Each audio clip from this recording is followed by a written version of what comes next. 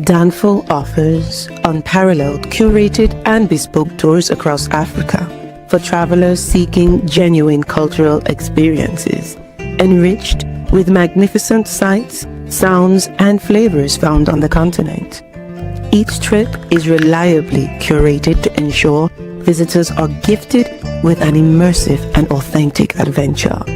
Whether you find yourself strolling along the charming white sand beaches of Sierra Leone, feasting on the mouth-watering delicious foods in Senegal, observing or partaking in various aspects of the Isheshe traditional system Ifa native to Yoruba land, Nigeria, with Danfo, you will rediscover a fulfilling sense of kinship to the true heart of the motherland, her communities.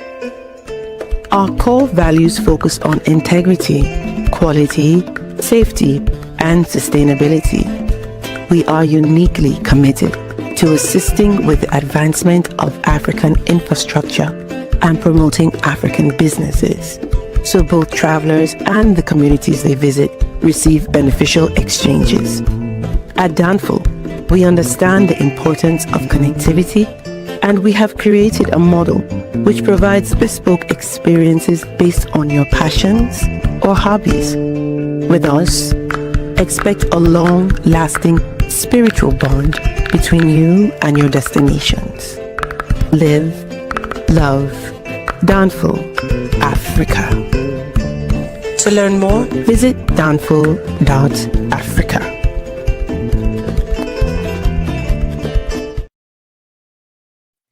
Peace, family. We are live again. Dynast Amir, search for Huru. Thank you all. Thanks so much for joining.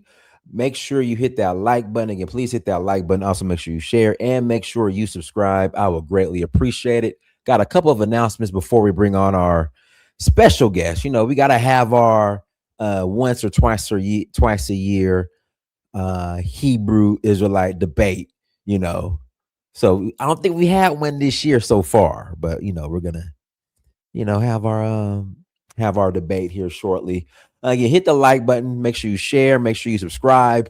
We are going to Nigeria. We are rolling to Nigeria next month. Man, what's today? The 13th. Wow. So we're about a little over 2 weeks away for the Oshun Festival. Oshun Festival, that is August 2nd through the... Get your dates together. August 2nd to the 11th. I'm sorry. August 2nd to the 11th. We are going to Nigeria for the Oshun Festival. We are also rolling to Zanzibar in September for Safari Blue. Kenya end of September. Then we're doing Ghana and Ivory Coast in November and Sierra Leone in November as well. And Benin in January. So if you're interested in joining us, please visit Danfo.Africa. If you're interested in joining us, please visit Danfo.Africa to learn more. Again, I appreciate everyone. Let's get some folks in the chat room. Get some more people in the chat room. I know more people are going to be joining us here shortly.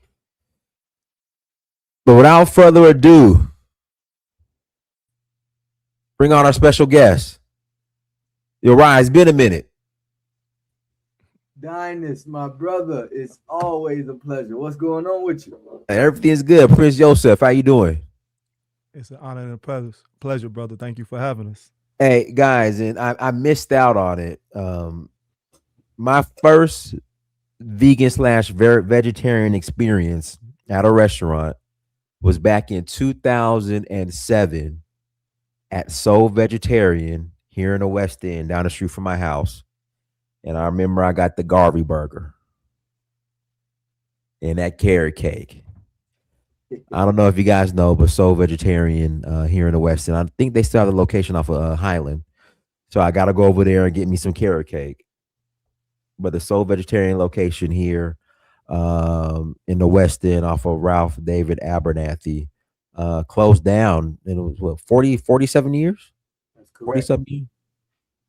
Man, that's a long run for a restaurant. For sure. That's a long run. So shout out to Soul Vegetarian. The best carrot cake, y'all, I've ever had. And I'm not just saying that. I love that damn carrot cake when it's made right. Love that carrot cake. So I gotta go to the Highland location and get me a slice of carrot cake. But yeah, so today's topic, with everything going on in the Middle East between the U.S., Iran, uh, Israel, where do the Black Hebrew Israelites stand? That's for the most part is today's topic. So Prince Joseph, go ahead and introduce yourself. Then Uriah can introduce yourself, and we'll jump right into it. Absolutely. First, again, brother, it's an honor and it's a privilege to be platform. Thank you for affording us the opportunity. Yes, Oh, I'm no your problem. brother, Prince Yosef. Yes, sir. Thank you. I'm your brother, Prince Yosef ICL. I'm a member, spokesman in the Chicagoland area for the African Hebrew Israelites of Jerusalem. And, one of the things that I pride more than anything is being the son of my father. My father was one of the founding members of our organization, of our nation, Prince ICL Ben Israel. He also served as the international ambassador and second in command to His Excellency Ben Ami, who's our spiritual leader. And so we're talking about a man who served not just Hebrews, but Black people in the diaspora and the continent of Africa for 50 years. And so I've been privileged to sit at his feet, to study his work for a number of years and to study the work of so many great men and women who have contributed to the advancement of Black people globally. And so that's what, we're here to represent, the global advancement of Black people. We call ourselves Hebrew. You might call yourself something different. That's not the point of our conversation today. We want to share with you our 60-year experience of being a people and being a people set apart. And I know it's a lot of misnomers, and I ain't gonna go too further because we're gonna have a long discussion about it. But there's a lot of misnomers that we've just been absorbed into Israeli society, and we want to speak to those things, and we want to give clarification, and we want to give facts to what we've actually been doing in Israel, but what we've been doing all throughout Africa and throughout the diaspora. So that's what your brothers are here to do. Thank you. Now, Prince Joseph, before I pass the mic to Uriah, you said African Hebrews, Yes, correct? absolutely. Now, Absolutely. there are other Hebrew sects that will disagree with you. Can Yes, you sir. kind of go into what's the difference between your guys' version of, I don't know if the correct word would be Hebrewism. I don't know if that'd be the correct term, versus like ISP UK, because they say we ain't Africans. Africans sold us. They the tribe of Ham, and So what's different between your guys' sect versus the other Hebrew Israelites? Because you said African. Absolutely. Yeah, absolutely. Let me first say this. I can't speak for the theology or the customs or the beliefs of other Hebraic movements, especially here in America. I say this, there are differences without question, but I'm not here to bash or to talk down on any Black organization or group who is at least attempting to help and to solve some of the issues that we face as Black people. So that's what I want to say in regards to that. But as it relates to us, we were taught from the very beginning by our leader and teacher, His Excellency Ben Ami, that Israel is Northeast Africa, and we are part of Africa, not just continentally, but as far as ancestry. And so we don't separate ourselves from our African brothers and sisters, wherever they may be found on the planet, but we definitely don't separate Black African brothers from the actual continent of Africa. And so everything that we do is infused with that understanding. We don't look at for one, I think we read that scripture wrong. Ham was not cursed. It was actually Canaan who was cursed. That's who the curse fell on. But that's I don't want to get into biblical. The reason why I'm bringing that up is because it's easy to associate our belief and to find a scripture to justify it. But we're trying to look at what is actually healthy, what is actually beneficial, what is actually historically accurate and advantageous for Black people, and to disassociate ourselves from our African people, from our African brothers and sisters, it puts us at a disadvantage. The whole world seeks to, if not align, conquer Africa because it's the most rich, nutrient rich, culturally rich, and everything else as far as agriculture, horticulture, everything that you can imagine that supplies the wealth and the sustenance for the world is found in the continent of Africa. So as Black people, birth from it, from wherever we may find ourselves at whatever period do our history, it'll be very unintelligent to disassociate ourselves from the richness of the land, from the culture, and from the people. So as a nation, we don't see ourselves as dissimilar from Africans. We see ourselves as similar. Okay. All right, go ahead, Uriah. Yes, for sure. Dynast, my brother, first of all, always love the work that you do. You are very consistent. Some of the topics that you hit upon is so needed for us to be able to discuss as a people. And the difference between you and a lot of other individuals who may seem to have a platform for consciousness in some way, shape, or form for those of us of African descent is that you have put your feet on the ground for most of the things and most of the places that you speak about. And it was so beautiful seeing your post the other day where you talked about your father.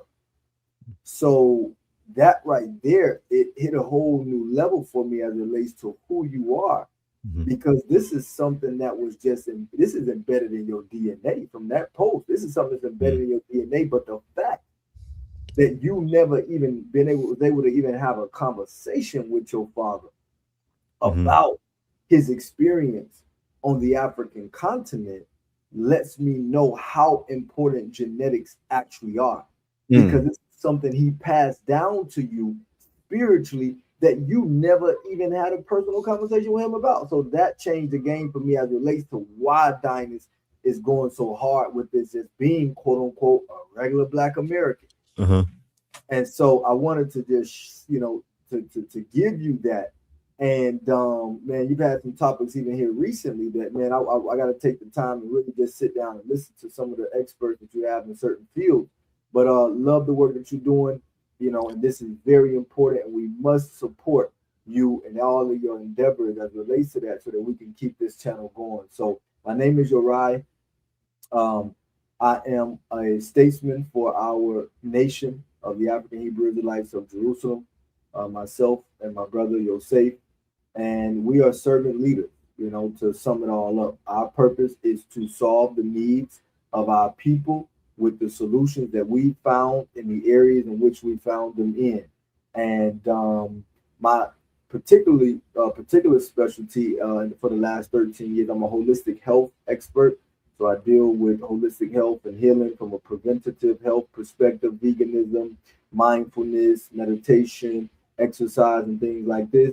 And then on the more national level as well, I like to kind of consolidate and say that I'm more like what you would call like a strategic architect in indigenous African science worldview, and that's vast. But using indigenous knowledge in a modern time, basically to create solutions, especially in the areas of health, wealth, and relationships. And so that's who we are, man. And so this topic particularly is actually a very great topic to kind of dispel some of the misnomers, confirm some of the truths, but ultimately, as Yosef said, really create the narrative of what it is that we are trying to do as a people and what solutions have already been uncovered so that we can each one teach one. And as what in South Africa you would say Ubuntu, right? I am because we are. So that's what we always about is how can we unite, not necessarily engage in any type of conflict in that way. But we understand questions that may, come up and things like that. But our total disposition is peace. So that's who I am. All right. So the current conflict and for people who don't know, because when they think Black Hebrews, they think, Revelations chapter 5, verse 20, read. Yeah. So give us a little background on the history of the African Hebrew Israelites. Like, can we get just some background information? So for people who know the difference, yeah. Absolutely. Let me first say this. Our founders come from the Black American experience. Our desire to move to Israel was to find an external solution to an internal problem. the men and the women who left in 1967 were victim of and a result of some of, as we all know, those who study history in particular and familiar with that time period, some of the most egregious crimes ever committed towards any people. When you talk about Jim Crowism, when you talk about racism, when you talk about all of the atrocities that we were facing as Black people in America, we had came to the point that America would never allow us to live in peace, because every attempt that we had up until that point to try to separate ourselves, to try to do for self, to try to be a free, independent people, or just even just live a somewhat normative life was always disrupted. I mean, you can go about Tulsa, you could talk, I mean, we got so many examples. So our leaders said, okay, we need to find another option. And so since we were already in the book, and we were already in the Bible, and we started to see the parallels of the children of Israel, and we started to see how that no matter how dark a situation is, there's always a greater light on the other side. And we were compelled by our affinity to live our spirituality to the fullest extent, came to the conclusion that if we believe that this book is real, and again, you can say, well, that's part of the issue right there. It's a fallacy, or those are made up stories. But at the same token, you got to understand that we looked at it not just as a historical book, but as a book of prophecy.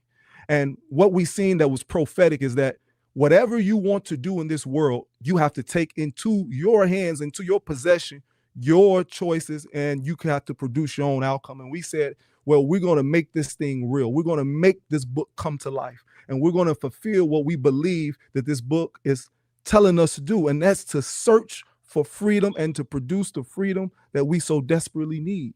So our spiritual leader, His Excellency Ben-Ami, had the vision to return to Israel, and leaving out of America in 1967, we at first we would go back into Israel essentially the way we had came out and brought into the shores of North America. So we would enter in through Liberia. And so we spent nearly 2.5 years in the jungles outside of Monrovia in West Africa, Liberia. And that process was an absolutely necessary process, because it allowed us to now shed a lot of the customs, a lot of the practices, a lot of the nickitudes that we had assumed during our time in America. And we realized that even though we had creature comforts in America, we didn't know what freedom actually was, because we didn't know how to get our own water. We didn't know how to grow our own food. We didn't know how to build our own homes. We did not know how to establish the necessary rapport with other communities so that we can establish trade.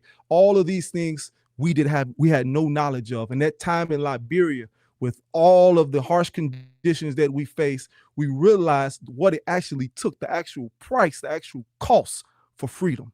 And so we learned those ways. We developed the ability now to pull water off the ground through wells, that we developed our ability to harvest the fruits and the vegetables that grew abundantly around us and to be able to make it into the proper foods. We developed relationships, not just with the Liberian people, but with a group of Garveyites who had repatriated some decades before, who was giving us the lay of the land. And once we had reached a certain level of maturity and independence, we knew now that we were ready to go into Israel. And so we entered into Israel as a people in 1969. Again, our leaders did not go to Israel under the pretense that they were leaving one white people to go meet or be up under another white people. And sorry to cut you off. That was gonna be my next question. But go ahead and finish. I'm sorry. No, please, yes, sir. No. Our objective was to be a free people. And we said, okay, we believe in Bible. We grew up in the Christian church, in the Baptist church. We grew up believing these things, even though we didn't identify as Christians. We seen these stories. We were singing these back on the slave plantation, these hymns and these Negro rituals that reminded of us of a place and a time outside of that which we had known, which we believed was the captivity that the scripture outlined. And so we went into Israel, again, not caring who was there. We went in there to be a people unto ourselves. And look at this, Brother Dynast. When we first got there, we found the part that was absolutely desolate and barren. Matter of fact, once we came there in mass numbers, the first 2 members, which was our spiritual leader, His Excellency Ben-Ami, and one of his right-hand men, his name was Prince Keskiahu, went into 1968, the year before we came in as a people. Prince Keskiahu was able to come under the law of return. The initial law in Israel up until that point was that if you had any desire to return to the land of Israel and you believed yourself to be a descendant of the children of Abraham, you had the ability to come and live in the Israel law and have all the protections and all of the creature comforts of that society. But what they realized when Black people started to come in mass, and it didn't take many, once it got to about 50 of us, they realized that they would change the law. And so they changed the law that now at that point, anybody coming had to identify under the matriarch of their family, essentially saying that the mother, you had to come from a Jewish mother. And to be Jewish, you had to go through what they call the Orthodox rabbinical process. So that disqualified all of us. But as we came in the land, again, we just wanted to be free. We just wanted to live unto ourselves. We just wanted to serve our God and practice our own culture. We said, okay, we don't necessarily need what you have to offer. Let us be in a part of the land that we can just be amongst ourselves. And that's what we did. We ended up in Dimona, Israel. For those who are familiar with the city, yes, it is the city that houses this nuclear reactor site. It wasn't our initial city of choice. We were in different cities, but as we started to come in mass, that was one of the deterrent factors that they tried to use to expel us from the land.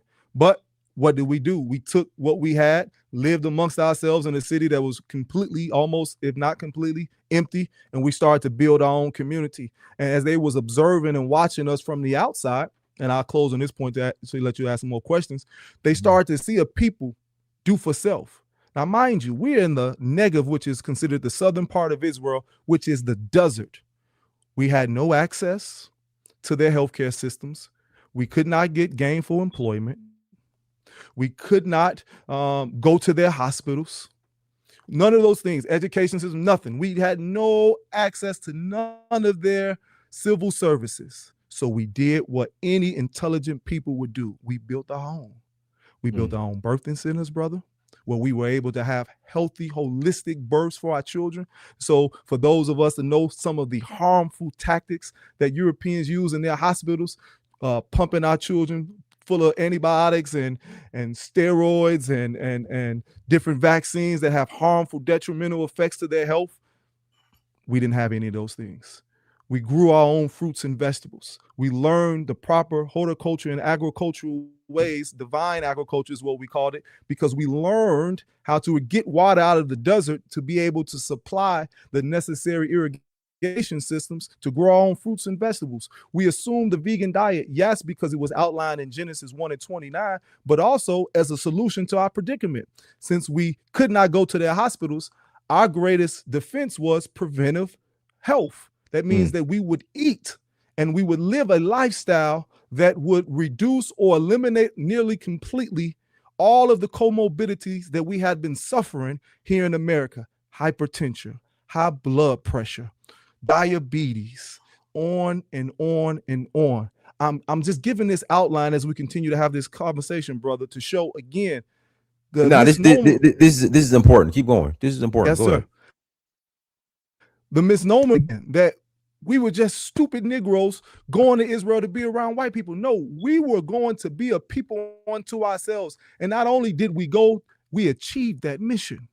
We built our own schools where we were able to teach our children the way they should be taught. We didn't call it educational systems. We call it dedicational systems, excuse me. That means we taught them their true history. We taught them architecture. We taught them ingenuity. We taught them everything that they would need to build and sustain their own reality.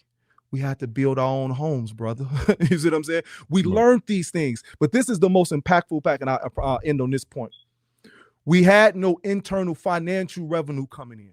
So we realized that, okay, to really be a nation, we got our land, we're developing our culture, we are learning this language and practicing our own language, but as one more key component, we had to have allies, we had to have external friends and relationships with other sovereign nations. And so as I go back to my father, Prince Asiel, one of the things he was most famous for was his ability to not just endear African leaders and heads of states, but to show the beauty of what we were doing in Israel and to be able to elicit their help. And so we developed relationships with the great President Julius Nyerere in Tanzania. We developed relationships with the great leaders of Zimbabwe, that would come Zimbabwe, Rhodesia at that time when we first got to Israel, Robert Mugabe. We developed relationships with Kwame Nkrumah and then President Jerry Rawlings. We developed relationships with these different heads of state.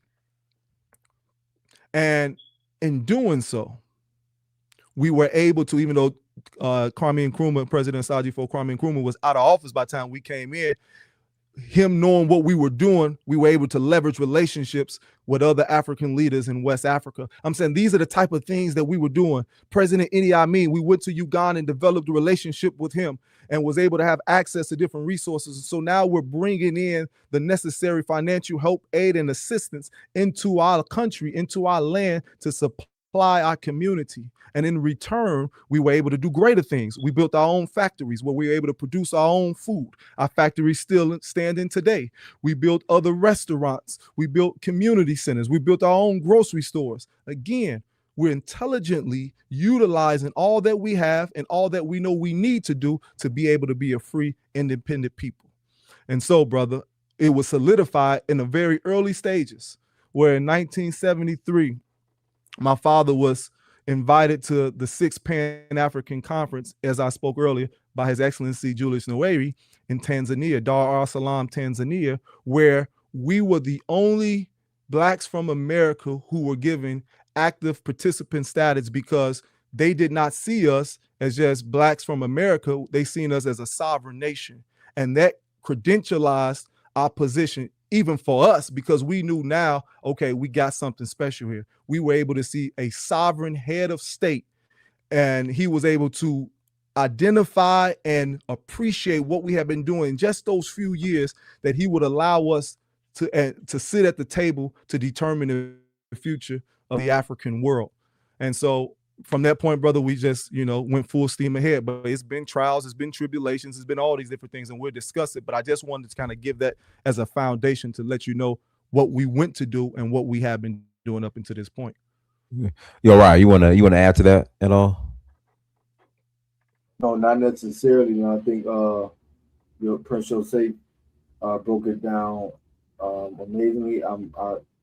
Some of the comments, that we'll definitely cover some of these particular questions. So I'm looking forward to just continuing the dialogue. But Dynast, I personally, out of anybody on this particular platform, because I know you personally, in that sense, I really want us to even get a better understanding about what the Damona experience is and was, and its roots. That's important to me, Okay.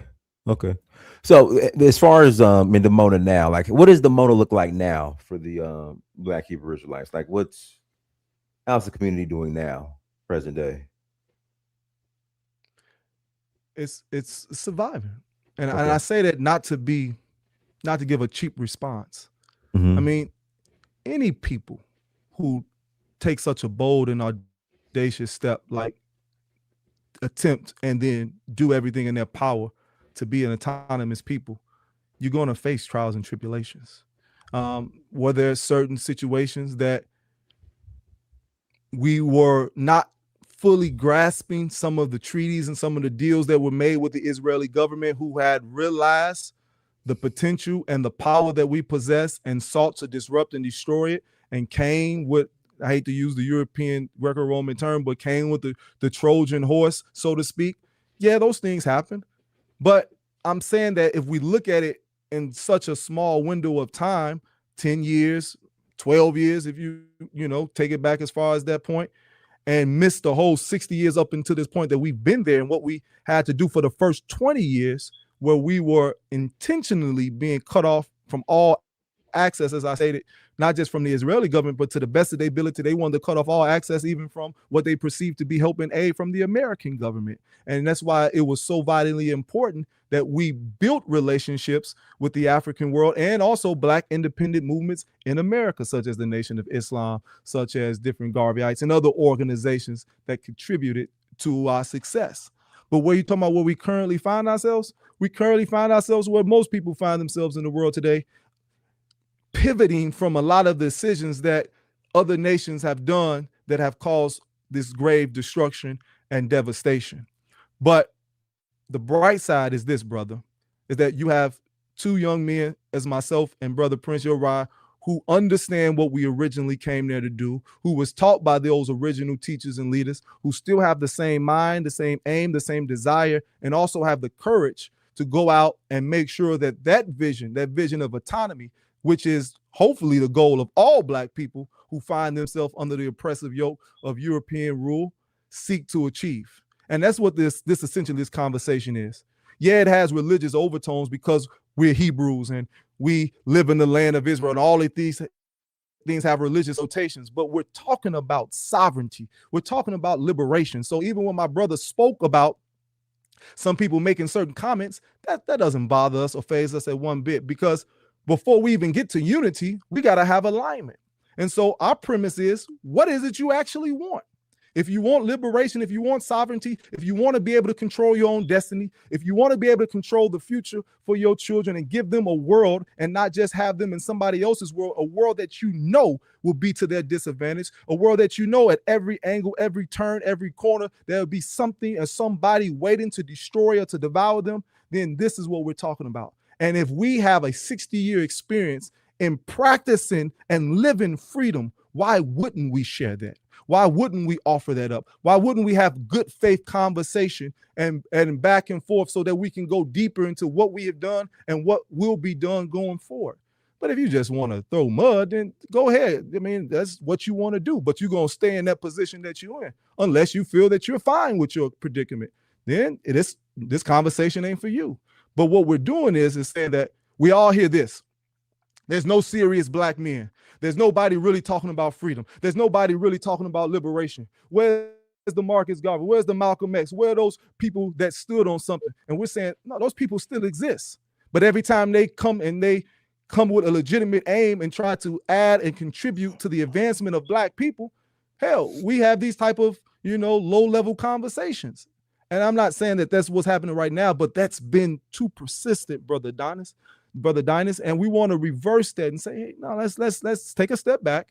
We're not here to proselytize.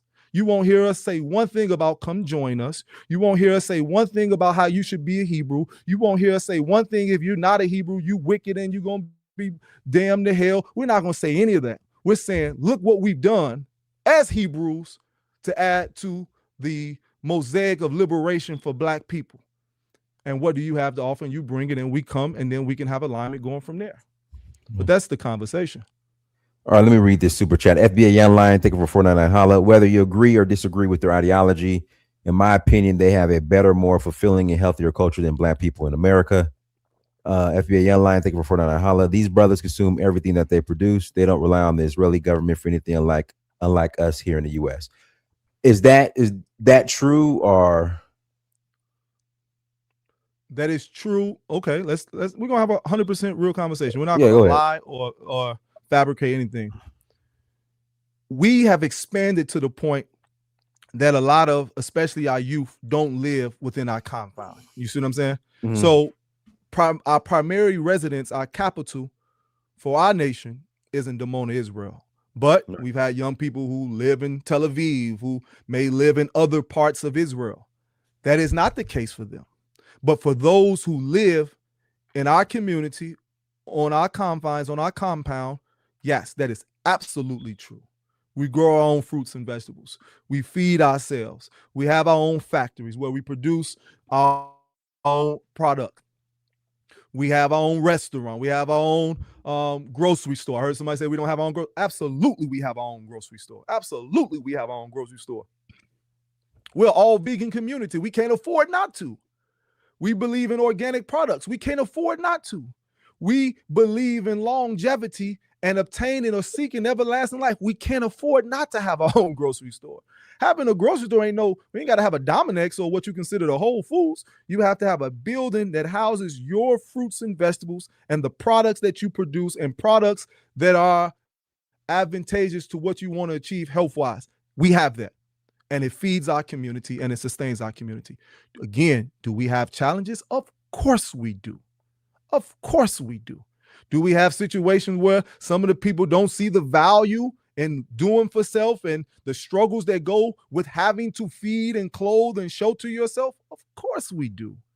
The white man has made this world so easy because he gives us conveniences, but those conveniences are a death trap. He's saying, yeah, you can eat whenever you want to, but it's McDonald's and Wendy's. You see what I'm saying? You can watch whatever you want to, but it's usually some of the worst material. And we can go on and on and on and on. Even the clothes we wear, a lot of these synthetic fabrics have carcinogenic material in it. I'm saying we can live a convenient life or we can live free. But when you choose to live free, there's certain sacrifices, there's certain concessions that you have to make. And in making that, everybody don't have the stomach for it, brother, especially in the generation that we live now.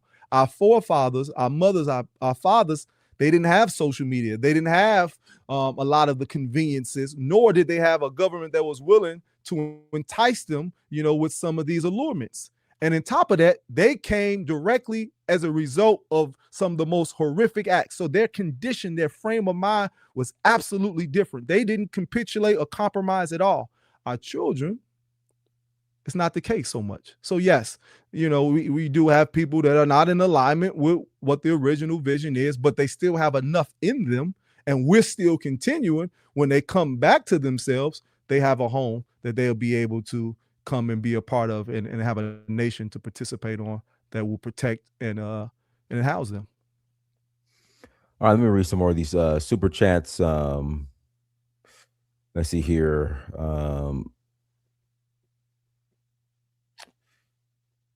Pharaoh is Mizram 2030. Thank you for $2 holla. Israel is not in Africa, but Israel is in Asia. Now that argument, like that's where like the kind of, I would say, disagreement, or I don't see eye to eye. I think, well, Israel is, if you ask me, Israel's in Asia, because I even looked up. So somebody said in the chat room that Israel sits on the African tectonic plate. Then I read somewhere where it says it sits on the Asian plate. Go ahead and what's your thoughts on that? Well, I'm gonna let Brother Yorai answer this question and give the more technical answer.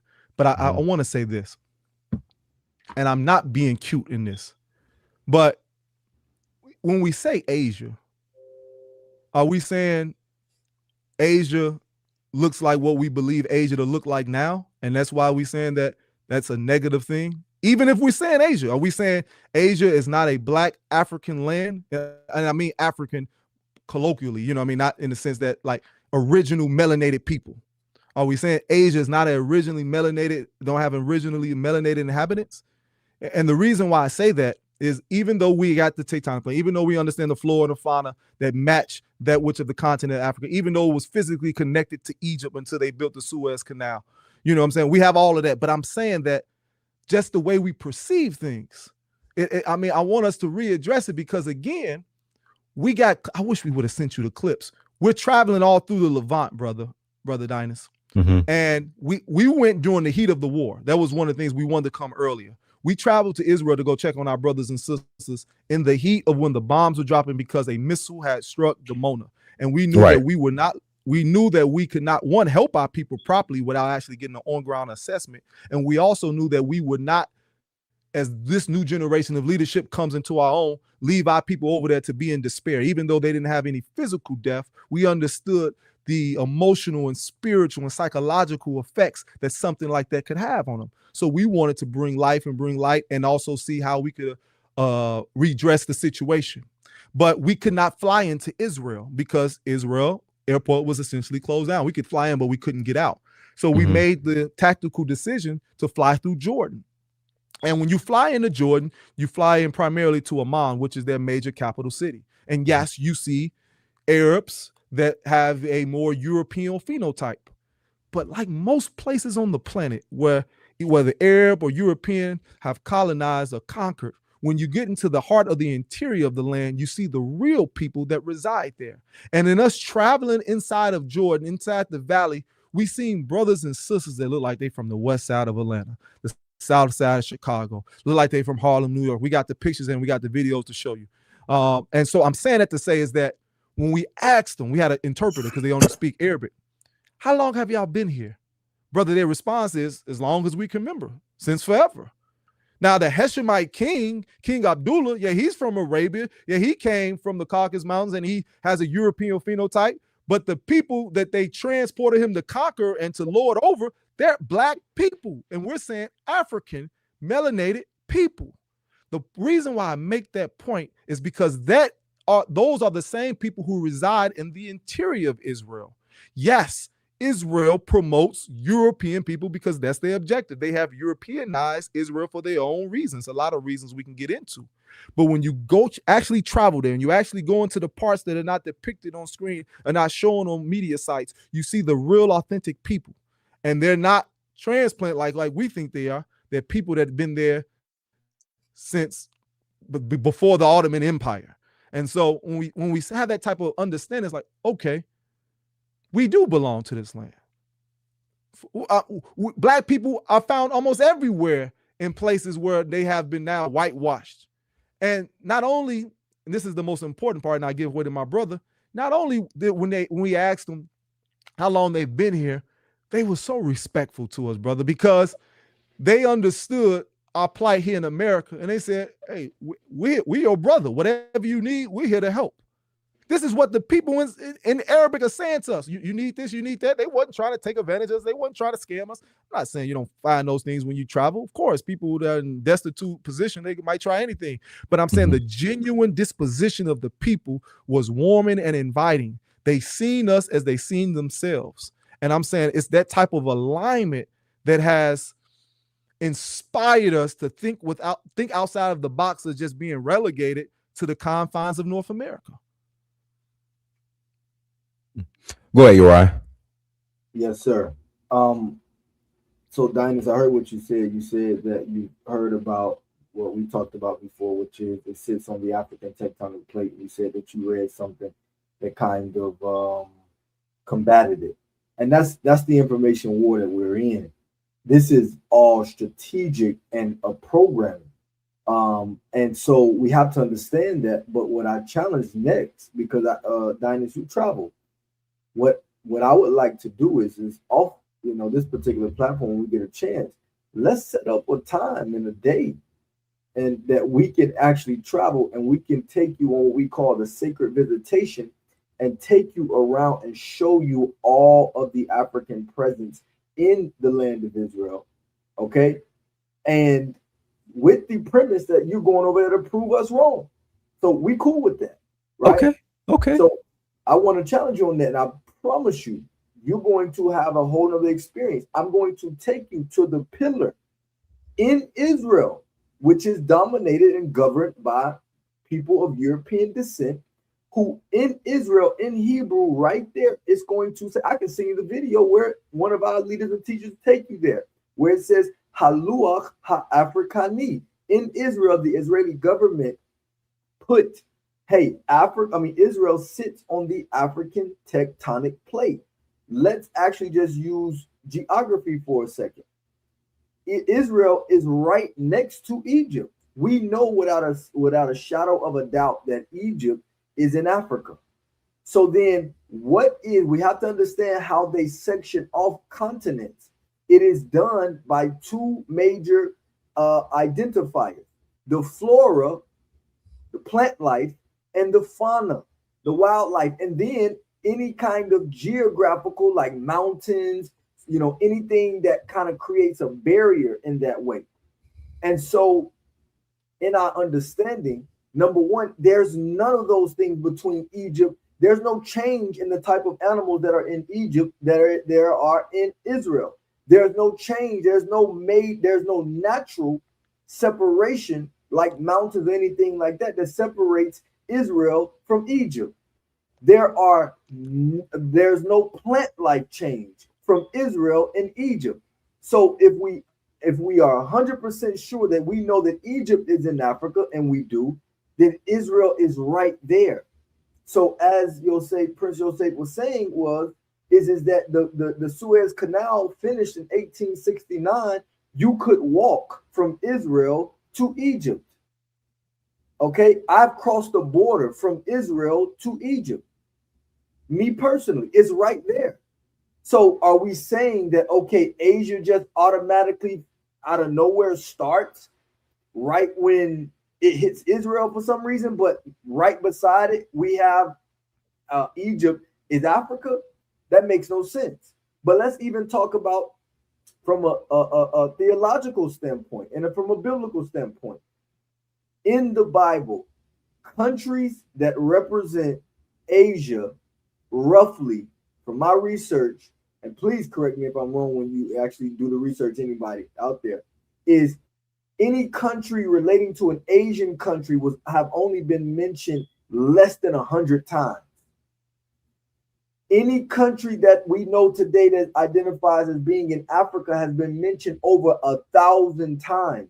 The majority, the full 95% of the places taking place in the Bible is in Africa. Okay, we know Moses had an Ethiopian wife. We know that King Solomon got his jewelry from the southern portions of Africa. We know that when King David had the fleet, like this is on and on and on and on and on, where the Israel, biblically speaking, has always been very connected with the political realm that was happening inside of what we know as now as the African continent. It's an African book. The language itself, Hebrew, is an African Semitic language. You can find other languages in Africa, even like Amharic, that is very similar words in Hebrew as you will find. So everything about ancient Israel and everything about its culture is very much African. It's very much African. From the marital system, everything that you can see that in the Hebraic culture, you will find on the African continent. It's Africa. So I just wanted to really, set that precedent, because it when we actually look at it and not emotionally attached to an idea that we have that this is somehow the white man's thing and here's another white man's thing that black people trying to cleave to because they just niggas that don't know who they are. Like when we have that narrative, it makes it hard to see the actual simple facts right in front of us, stating, these obvious truths that just make sense. Let me read this this super chat. Shout out to FBA Youngline. Thank you for $1.09 holla. What is the marriage rate in Demona? When he says Demona amongst the Black Hebrew Israelites. Yeah, so our marriage rate is, we can't say the specific, we don't know the specific number. I wouldn't say right now today. But historically in our nation, especially when you start dealing with from the 70s, especially up until about the 2000s, our marriage rate was very, very high, because we put a lot of emphasis on being married. Even like right now, the first thing as young men like us, the first thing our elders and teachers are going to be, hey, you married? How's the marriage life going? Like that is a big emphasis. The same way as in if you see in in the business realms, Dynast, in the corporate, it's always better to be that you're married. That's like a status thing. Right. Okay, absolutely. He got some responsibility. Especially if you're trying to go up the corporate ladder. You're right. Exactly. You're correct. Yeah. Exactly. That's how it is in our particular community as well. That's a big thing because, hey, your family, before you can think you leading anything or a nation, you serving on a big level, how are you serving on this particular level first with your family? That's a very important aspect. So as far as the comparison of where we come from Black America, right? Obviously, because of all the things that are coming at us, our marriage rate is much higher in that way. And so one of the things is that it produces that is, again, our ideology. In the 2000s, though, with the influx of technology and things like this, these music and things like these things have influenced, how we've been getting along together as male, female, and roles, traditional roles, and modern, all of those things. So we've taken a hit. It's not as put together as we once were, I would say, as relates to the marriage rate in that way. But we still much higher than where we come from and where we came from. And we're now working to be able to deal with the nuances of what we're dealing with today and how to make sure that we still keep this principle of marriage tight, even amongst the younger generation. All right, let me read the super chat. FBA Young Lion, thank you for 499 holla. Israel sits on the Sinai subplate, which is part of the larger African tectonic plate. Look it up. Let's see here. Pharaoh Mizram 2030, thank you for $2 holla. Israel is not in Africa, but Israel is in Asia. I think I already read that. Yeah, I read that. Pharaoh Mizram 2030, thank you for $2 holla. Africa starts in Egypt and Asia starts in Israel. Let's hear only 4601. Thank you for $10 holla. There are Shabbat houses around the world to welcome their people. Would you consider Shabbat like houses for Black folks travel abroad in the future? Much respect. Is that something you guys? We have. So if you come as a official guest or even an associate to a guest that is familiar with our community, we have housing. We call them guest houses and stuff like that. Would be similar to that that we offer for those who are traveling to Israel and who to experience our community, get the history, and travel throughout Israel. With one of our guides and historians. Okay. Baba Liko 9354. Thank you for $10 holla. The white man is not a Jew, but Black Israelites lost me when they say Africans are not our people, but Hispanics are that nonsense. Right. So so that's the other Hebrew Israelites, not these Hebrew Israelites who say that. That's the Revelation chapter 5 verse. Those are those Hebrew Israelites that say that. All right. So guys, shortly I'll put the link in the chat room, probably about 10, 15 more minutes. Prince Joseph, let me get your thoughts on the current war situation that Israel is involved in, and where does the community in Damona stand when it comes to that war? And do you so I'm pretty sure there are community members that probably have to serve, I would think, in the actual military. What's your guys' stance on that? Wonderful question. Thank you for asking it. First, that's how I answer the first question you asked. The reality of the war. So, being in Israel, we arrived in, as I stated, 1968. Israel as a European Israeli government was started in 1948. So we only missed 20 years of its total existence. So we've experienced pretty much all of the major conflicts that has taken place in that land, in that area of the world. So we are familiar with war as it relates to how we respond. This one is different, as I stated, because it's the first time that as a community we were personally affected by the mass damage that was caused from the ballistic missiles. So with that being said, we are not advocates of war by no stretch of the imagination. We believe that a lot of what is happening is not just inappropriate, but it is not in alignment with what we stand. We are the village of peace. We represent peace. We're not kumbaya people. We understand the reality of the world, but at the same token, our first interest, our primary interest, is that of our community members and that of the survival of our nation. We've offered on several occasions.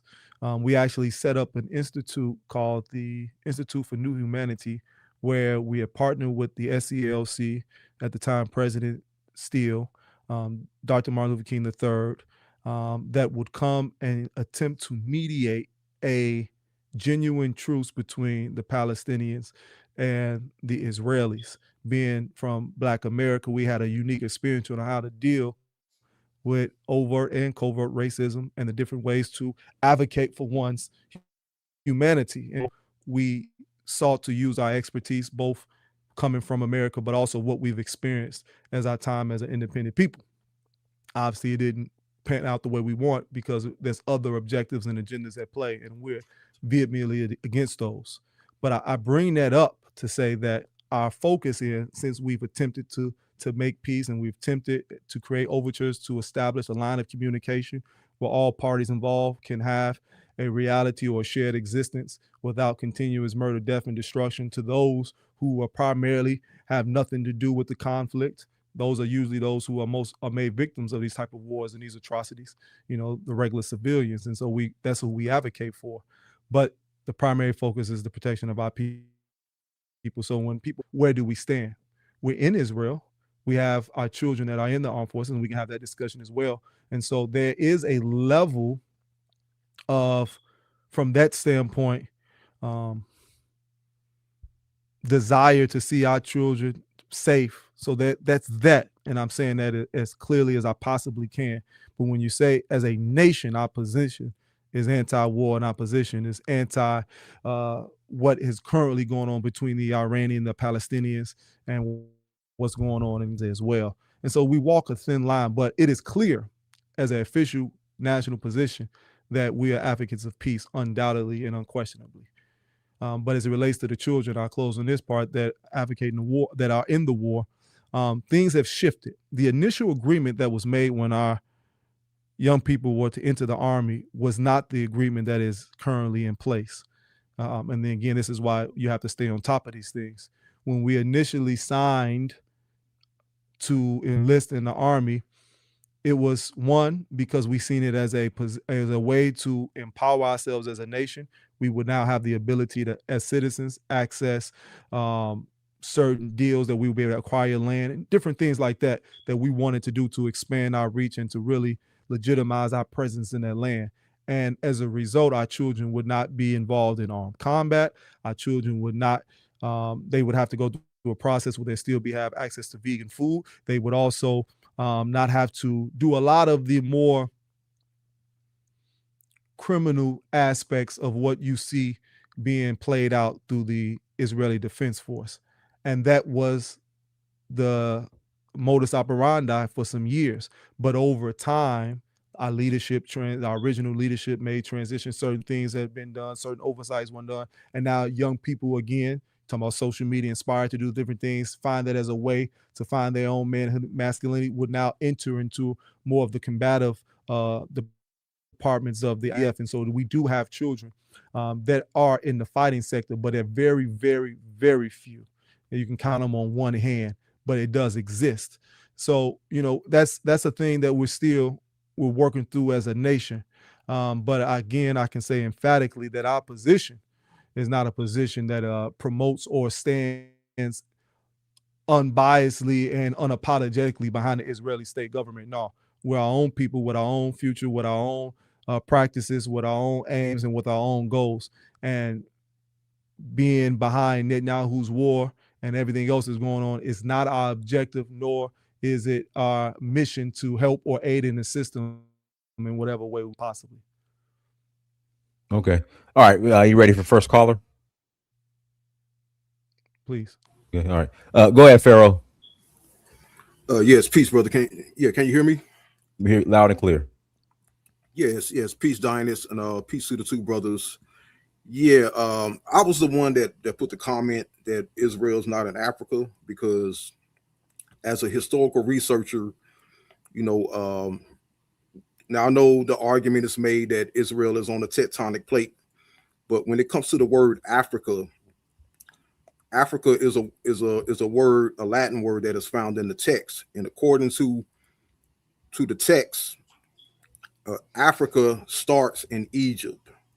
Okay, so regardless if Israel is on the tectonic plate, that part of Africa where Egypt is, that is what I see the real Africa. And and if you want to say Israel is on the tectonic plate, then you're also going to have to say that Asia is on the tectonic plate, because according to my research, when you leave the Israel and you cross the when you cross the Sinai Desert, okay, you're and coming into Egypt, you're coming into Africa. When you leave Egypt, going east of the Nile Delta, you're leaving Egypt and going into Asia. So that's why I see Israel as Asia, and in Africa starting in Egypt, because it had to do with a border. It has to do with a border. So regardless if what's on the tectonic plate, uh, the border of Africa starts in Egypt, and the border of Asia starts in Israel. Now, concerning this Black Americans are the Israelites claim, I was told this 20 years ago, and I almost fell for it. See, but I'm the type of person where you can't just tell me something and I'm gonna believe it. I'm gonna go and do my research. So when I was told this, I did my research because I really wanted to know. Because saying that Black Americans are Israelites, to me, it is an extraordinary claim that requires extraordinary evidence. So when I was told this, I did my research and I was like, okay, are we really descendants of the Israelites? I mean, is this really true? So when I did my research, I researched and I did honest research. And I stuck to the ancient records that's contemporary with the time, that's close to the Bible. And when I did my research, I found no connection between Black Americans, West Africa, and the biblical Israelites.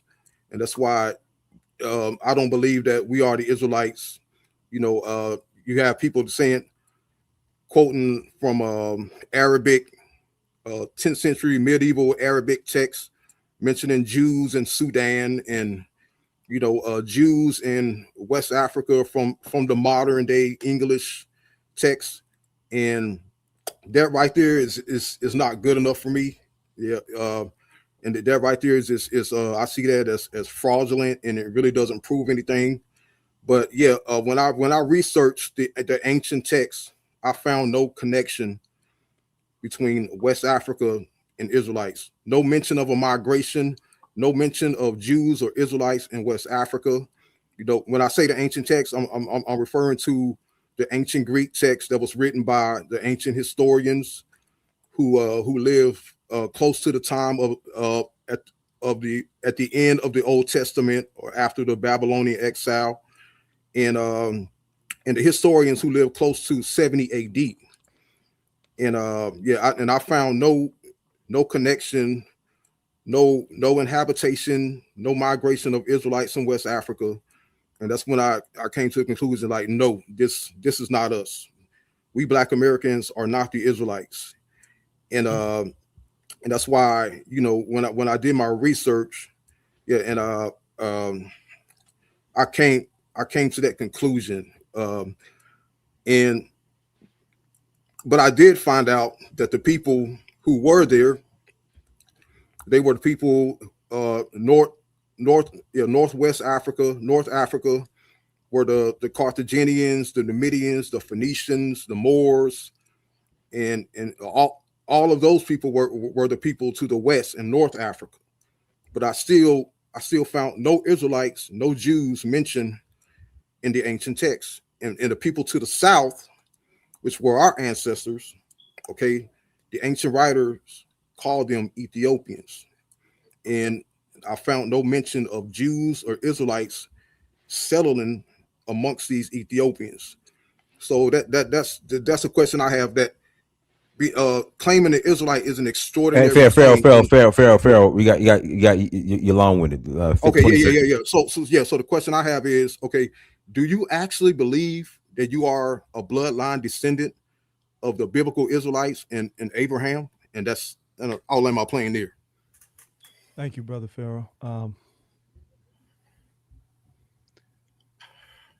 If we have a genealogical conversation, I believe that it gets to the point where it muddies what we came to do. Remember, I said earlier that we're not here to proselytize. So your historical evidence, that's for you, brother. That's absolutely for you. We're saying that we believe we're the original Hebrew Israelites because not of what we read or not what we were able to try to unearth historically speaking, but because of what we did.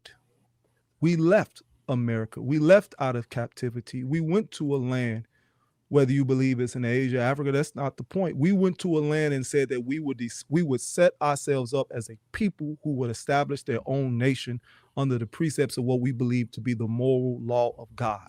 We did that. So whether we believe if we can trace our bloodline back to Abraham physically or not is immaterial to us, because we got 60 years of proving that the bloodline now does exist, because we're in that land doing what we said that we were going to do. And the point that why I'm bringing that up is not to negate what you're saying, is to give context about, again, why we're here. We are brothers who are totally centered and oriented on how to get Black people in control of their destiny. And in doing so, we use the scripture. If you want to use the meta nature, you can use that. You can use whatever. That's not the point we're having. We're saying that the scripture was the inspiration, whether we believe it had the accurate information or not, that compelled us to change our circumstances, to sacrifice everything that we knew, even our very lives, to the point that we would risk it all to be free. And then guess what? In going through that process, we reached a level of freedom. Again, it's not perfect. No nation is perfect in its first 60 years. Look, you study history, you know what I'm saying? You can look at all the trials and tribulations. Hell, we here in America, that first 60 years of them up here, they was eating each other.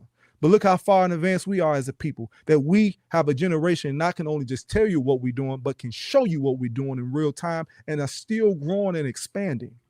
And for the point of us being in Africa, whether you think Israel is Africa or not, again, is immaterial, because we have settlements, we have communities in Kenya, we have communities in South Africa, we have communities in West Africa, in Ghana, and still in Liberia, and we have communities in other parts of the African continent where Black people are living to the best of their ability amongst themselves in freedom, growing their own vegetables, practicing their own laws and their own rituals and their own customs.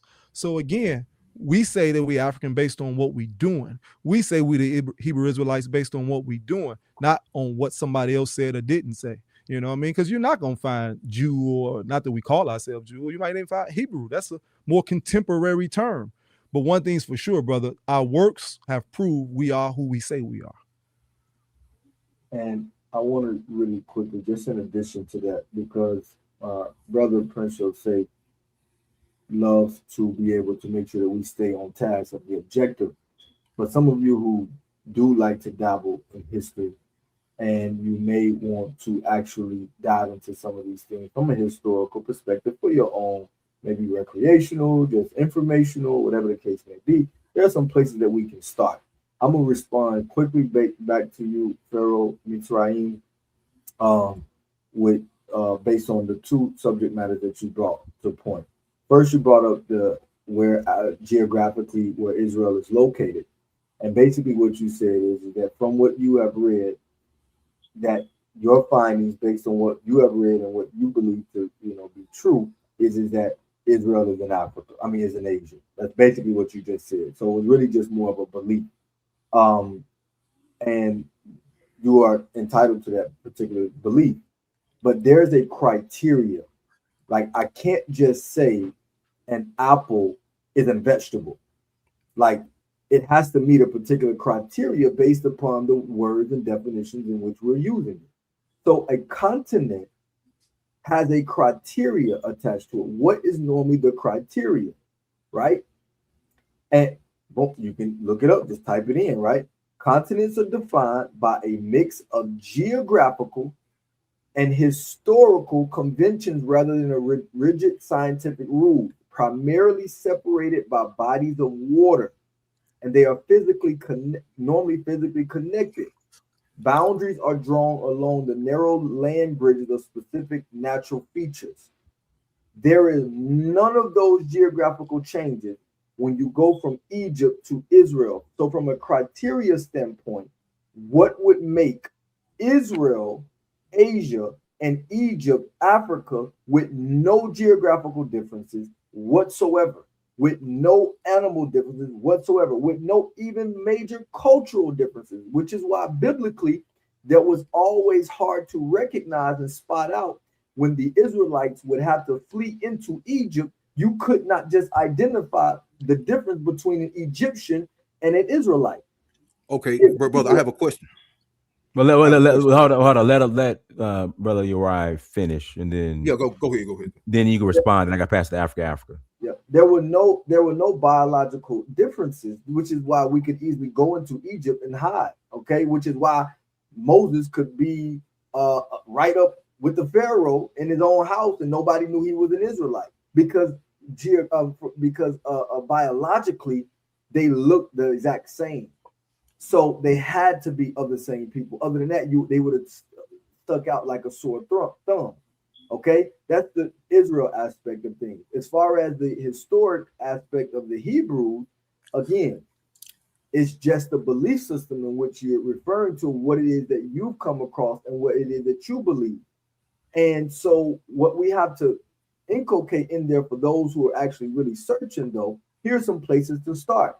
It is absolutely documented all throughout, especially dealing with Portugal.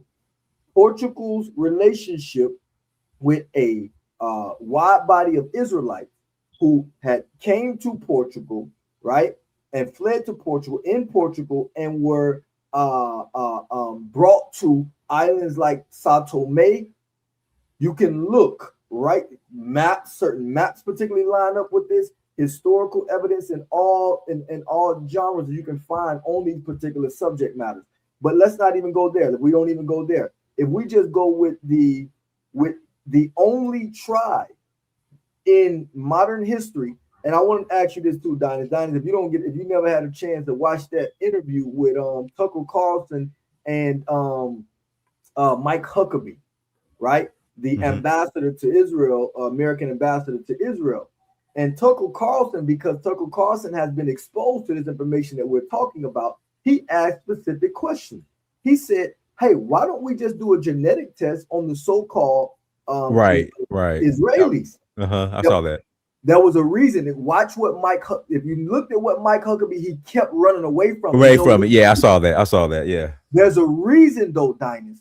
And so, but when you understand this though as well, the Limba tribe in the southern parts of Africa is the only documented tribe in the world that has been linked to and said that the males in the Limba tribe have a ancient Hebrew Levite gene in their DNA. So how far-fetched is it? And they claim to be Israelites. They claim to have come from Israel along with many other people. And Dynast, I'm very surprised when you say that as well. When you said that I know you said you went to tribes before and you never heard people say that. That is common every Igbo I have ran across. Every single one. Because you're right. Let me interject. The Igbos, those particular Igbos, okay, they're viewed as, I don't want to say crazy, I'm trying to think of another word, by the majority of Igbos. And then those Igbos didn't start claiming to be Jews until the Biafran War.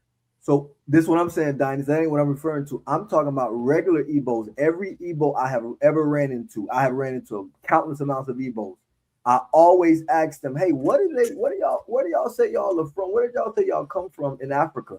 Every single one of them tell me that, hey, the story is that we come from Israel. Everyone, I'm not talking about that. Oh no, man. Oh no, I'm just saying, Dynast, of what my experience was. You got to learn that for your experience that yourself. I have asked every Igbo who grew up in Nigeria. I have asked every single one of them. I thought it was just what you're saying as well. This small sect of people who are saying it. They ain't small. It's still millions of them as well. But I asked the specific everyday Igbo that particular question, and every single one of them have answered me that. And I thought that it was just a small sect of people. But we'll do that for a different time. I just wanted to because we'll get some Igbos on. That's cool. Yeah, we'll do that for a different time. But let me Pharaoh, so you can respond. Pharaoh, you got a minute to respond, and I got to pass it to Africa because he's been waiting. Yeah. First of all, it is not my belief that Israel in Asia is in Asia. It is a documented fact based on ancient texts. Okay, now my question to you is, okay, if Israel is not in Asia, then where does Asia begin? Modern day Iraq. Iraq is the start of Asia, where mountains separate Asia and Africa. That's where it starts. So Northeast Africa continues all the way until Iraq, where the mountains that separate the two borders. That's how you separate, large bodies of water or particular geographical like mountains Okay. to separate the two. That's where it starts. And Okay, but do the ancestors of the Israelites can't come from Iraq in Asia? So the that's ancestors of the Israelites are not even African according to that standard. Well, hey, fair. Okay, so you're right. You can respond, but I got to pass the mic because we got other yeah. people waiting. Oh yeah. Okay, yeah, go ahead. No worries. We want to.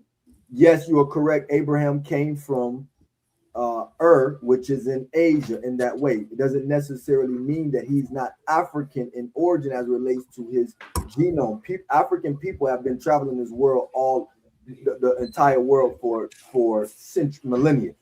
So I just wanted to say that, and then Donnie, we can go on. Okay, no problem. Go ahead, Africa. Yeah, greetings, brother Dynast. Again, thank you very much for the great work you're doing. Please, guys, like, share, subscribe. Appreciate the work. Prince Yusuf, Azel, Uri Ben, greetings to you guys. I think I met you before, didn't I, Uri Ben? Is it the first time? I'm sure you came on this platform before. Yes. Brilliant. Okay. Yeah. So you know what?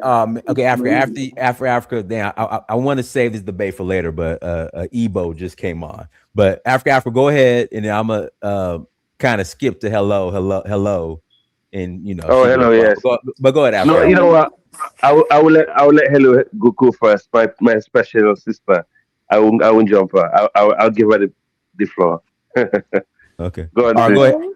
Go ahead, Hey, hello. Hello. my handsome brothers, and Thank hello, you. Prince Dynast. Hello, Prince Yosef.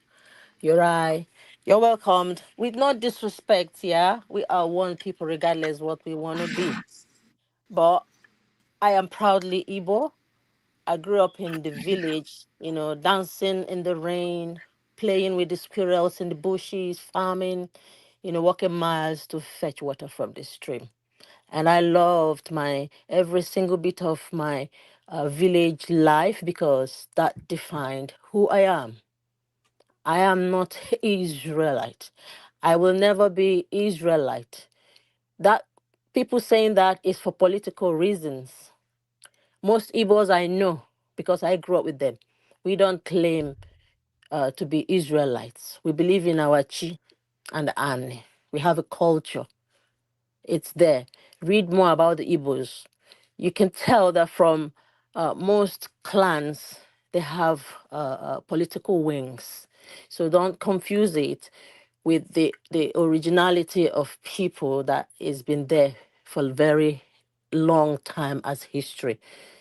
That's all I have to say to you as an Igbo person. Yeah, thank you.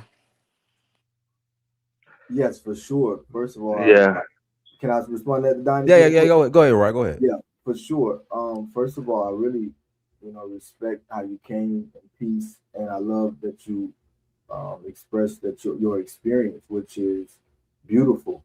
And I love Igbo people and Igbo culture for sure. Um, what I was expressing, and I want to reiterate, was not that Igbos claim to be all Igbos claim to be Israelites. That's not what my experience. I've never asked them that. I know many of them practice Christianity and different other, particular spiritual customs. That wasn't my question per se, or my dialogue. What I asked was, hey, where do Igbos originate from? And every single person I've met over 20 people, because obviously growing up into this culture, this has been a fascination of mine. Once I heard about, the sect of Igbos that do still practice Hebrew customs. But when I asked the question of people who grew up in Nigeria who are Igbo, I literally just ran into one maybe 2 months ago at LA Fitness and asked the question.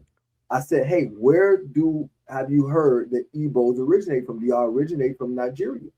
And they always answer with the same answer.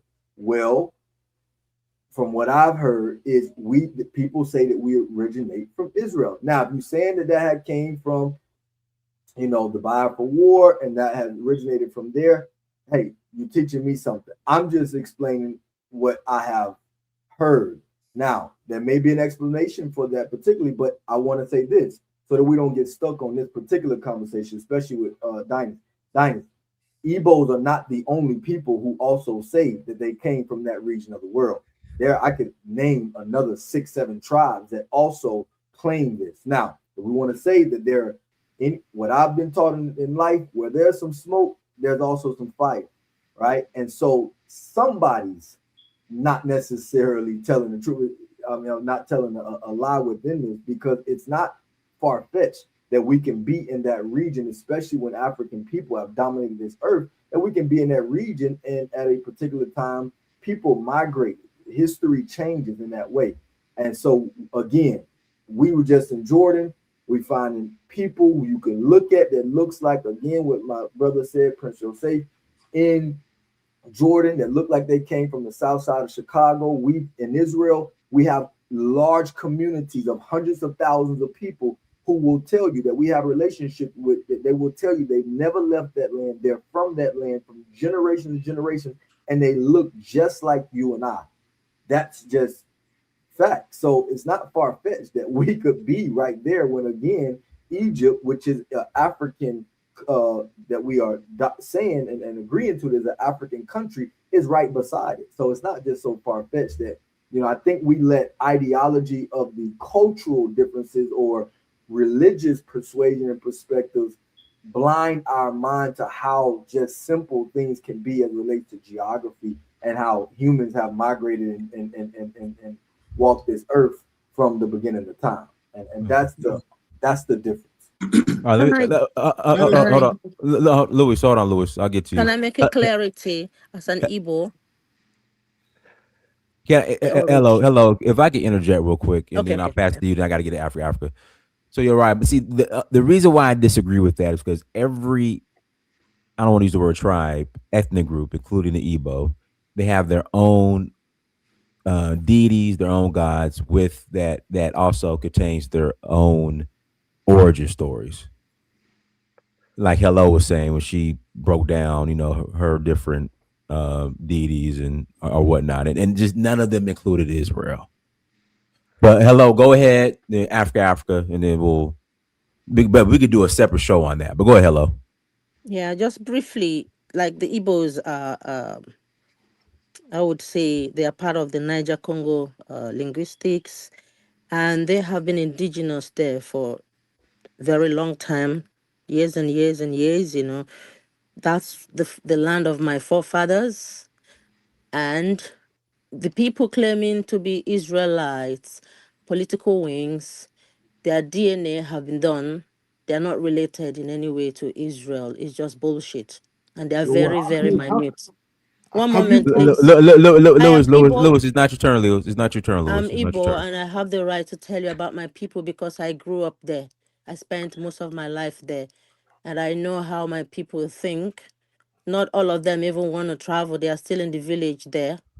Yeah, not everyone wants to be come to Europe and stuff like that. Some of them are still practicing the native way of worshiping. Not all of them are Catholics. Yeah, so we are not Israelites. My father, everyone knows. Only the few people who want to believe in propaganda, and we know when they say Igbo Igbos are Israelites. Do we look like that's bullshit?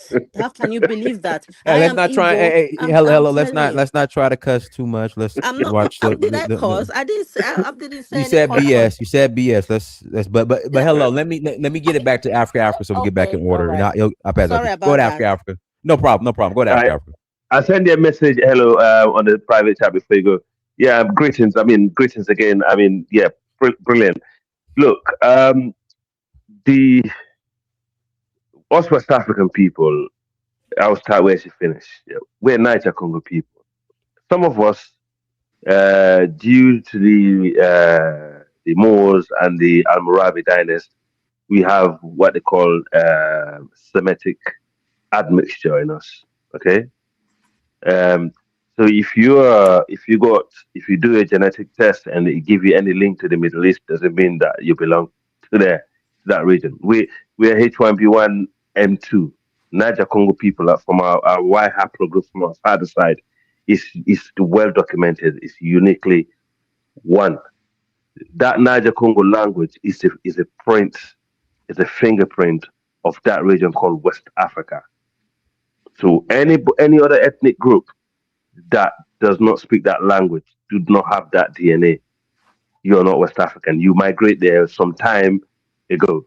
So that's why you can hear Hello is angry because calling people who are definitely, because one thing you can say a lot of things about the Igbos, they're one of the oldest ethnic group in West Africa. The Ijos, the Igbos, and those that you find in the far, coastal West Africa. These people been there since, you know, uh, human beings started in West Africa. So to claim that they have any connection to Israel, that's just a myth. However, yes, we have different empires, we have different people who came to conquer, and basically we have different admixtures. Some of our men back in the day, they like light skinned women's. We still get that today, and they married and have different. We have different warrior clans who marry different um, groups of others and mixing our admixture. That's fine. There's nothing wrong with that. And I mean, I do not have any problem with the brothers, what they're doing. I think, to be honest with you, I commend them for what they do because one thing about me, based on where I come from, is really we pride ourselves in religious freedom, and tolerance. You actually, the story that you actually gave us earlier about Liberia, like, coming to Liberia from the US, where you actually learn to survive on your own and see how it's like to gain that form of freedom. That alone is fascinating. And you said you had set up different communities, around the world, and I find that fascinating. And also, I mean, Israel is not an easy place to migrate and settle and actually trying to assimilate, as a different group. That also, is well commendable to you guys. I actually admire that. Absolutely. And I mean, people should give you, the respect you deserve based on that, because we know a lot of people have been online, they've been talking, coming here talking about, different cults, different sort of group, but they haven't achieved anything that you've managed to achieve so far. Um, but Israel, the Jew are Middle Eastern people, they're Semitic people. They're not African people at all. However, we have had African people who migrated from Egypt to that region. We have documented fact. Maybe these are the people who went there and How do mixed you with know the they're locals. African people? Well, Lewis, I you do. will have your turn. You will have your turn soon, Lewis, let Okay, don't yeah, because we have. Dennis. But Lewis, we have two hosts. I just want to just to be orderly. It's not. yeah, Go ahead, yeah, Africa. I You hear got you. 40, yeah. 45 seconds. 45 seconds. Go ahead. Yeah, and also we know Israel was part of the African Union for a reason, because some part of Israel is bordered to Africa, some part of it is by the Mediterranean, some part of it is on the West Asia, where you call Middle East today. And if you go back, to history, we have had loads of people who migrated from Africa to the Middle East. So if you see people in West Asia that look Africans, don't be surprised, because the trans-Saharan slave trade and the slave trade between Africa and West Asia is actually bigger than what you see in Americas today. So if you travel around West Asia, you see black people, don't be surprised, or people that look like one. In fact, I met a guy from Syria uh, 2 weeks ago. I thought he was a mixed race guy. I was so convinced he's mixed race, but he told me he's actually Syrian that he have some connection to his bloodline, African bloodline. And I said, how did they migrate there? I said they've been there for thousands of years.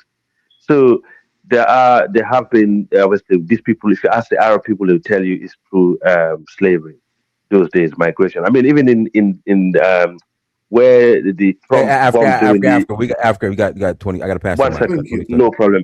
In Iran, that region in Iran that was bombed by Trump, the first place that Trump bombed, those school kids that was killed, these were African kids who migrated to Iran during the slave trade.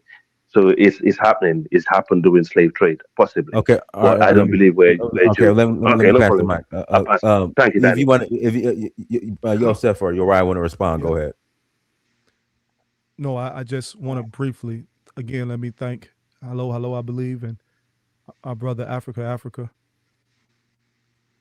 We are not Okay. being cute, nor are we attempting to evade any conversation or any question. Our point for being on the show is what you just articulated, Africa, is to elucidate to the audience the contributions that this group of Black people coming out of America, one of all the trials and tribulations, all the hardships, were able to do in a very short period of time. And in doing so, how can, in this generation, bring that to the greater, wider audience to see how either we can replicate or continue to strive and to aspire to produce these type of freedom situations, these type of liberation enclaves all over the planet where our people reside. We associate Africa. We can have the genealogical, geographical, historical conversation. We identify as African. Let me say this again, because I said it, but I want to reiterate, because I think I got kind of lost in the conversation, because we see it as intelligent for us as Black people, not no kumbaya thing, but we understand as intelligent as Black people, irrespective to our diversity. That's why we said we're not here to proselytize or convert anybody. We're here to say, irrespective to our differences, we believe there's enough alignment in what we can do as a collective group of different people with different practices and different customs, but can align on the desire to be a people who can determine their own destiny. And if we can learn how to work together, not trying to convince or convert one, but we can learn how to work together and see the beauty in what we have done, develop trade, develop commerce, develop these different systems and networks, share information that can be a positive add, then we can liberate ourselves from the European globally. And the falling of European hegemony solves what you just said, brother, because we are vehemently against Israel, Benjamin Netanyahu, and the war that they are conducting. Yes, we have a sensitive thing they got to deal with because we have children in their army, but don't for 1 second think that we are aligning ourselves with Jews or with Israeli Europeans. That is absolutely not our, just like here in America, we're not aligning ourselves with Trump. We see ourselves as a people set apart. And that's why we never left America. I'm in Chicago right now, in the community. We in the community in Atlanta. But wherever we go and we see our people who are genuinely striving to change their predicament and to determine their future without outside influence, in particular those from European or those from non-Black, African, melanated populations, we want to align with. That's the objective. That's the goal. That's why I said it don't matter. Not that it don't matter. Obviously, that matters for a lot of people. My point is that we did it. We left. We established ourselves in Israel. No other people can say that who identify as Hebrews. We can. And we're not saying that again as a thing to be, from pomp and circumstance and none of that. No, we're saying like, no, it's real because we made it real. Just like whatever you do becomes real once you bring it into existence. But if we're going to spend the whole conversation trying to delegitimize the efforts, the contributions that we have made, not just for a small group of a few thousand Black people coming out of America living unto themselves, but the contributions that we've made initially for Black people globally, because we don't go into African nations. We don't go into our communities in America with an exploitive mindset. We go see how can we add to, how can we bring what we have learned and what we have been able to develop over the past 60 years to try to solve some of the spiritual, but more importantly, in most instances, some of the material realities. So my sister that's an Igbo, we're not trying to give you no spirituality. You got one.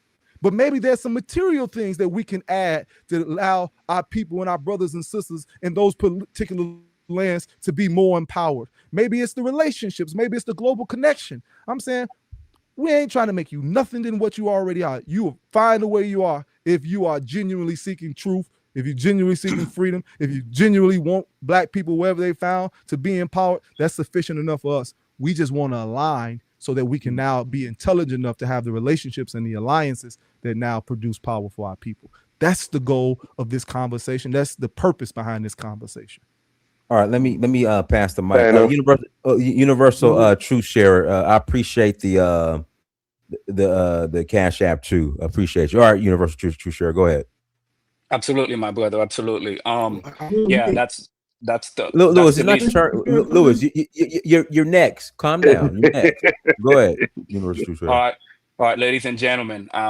When we have little kids, they get animated. They haven't learned discipline. But when I'm talking to grown up brothers and sisters, I just I wait my turn and then I speak and then I listen.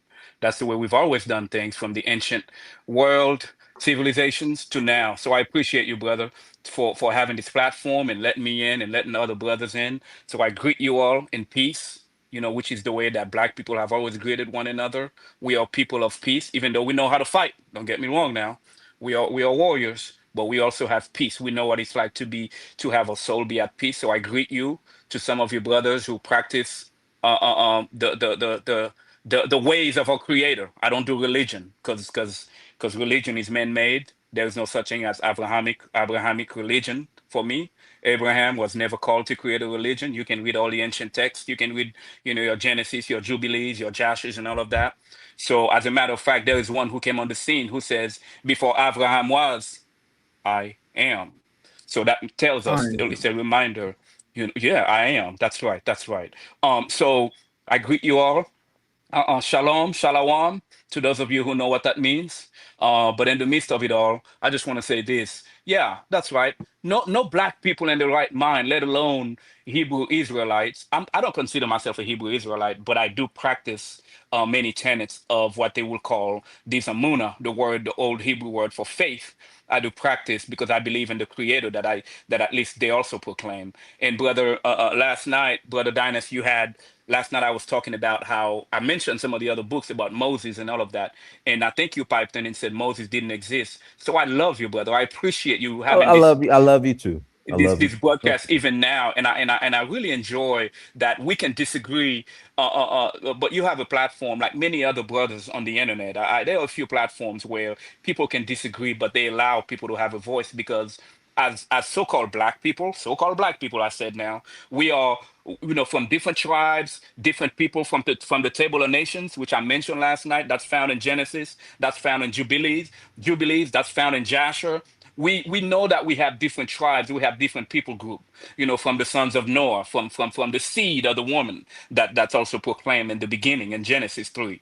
Um, so nobody in the right mind support that abominable government that's killing people, that's aligned itself to what I would call present day Babylon, that's doing all these atrocities. Nobody, let alone anybody who profess the faith of the Hebrews, will align themselves to that government. So that's a known fact. Now some of us may run to the different tribes of Europe, the Goth, the Saxons, the Anglos, the Franks, the Javanese, the Greeks, the Romaids, the Romans, the Byzantine Empire descendants, the Horites. We may run into some of those people to brainwash us into supporting those governments. Or we may, some of us, by virtue of being in the West, in the diaspora, we are controlled by various governments that forces us to pay tax dollars that goes out to those folks there in the Middle East. Actually, Middle East, no, correct me, Northeast Africa. So back to some of the points that I heard. All of us are African. Civilization, the world started in Africa. The Garden of Eden started in Africa. There was no separation between what we call the Middle East today to Africa. The Suez Canal is about a century old. You know what I'm saying?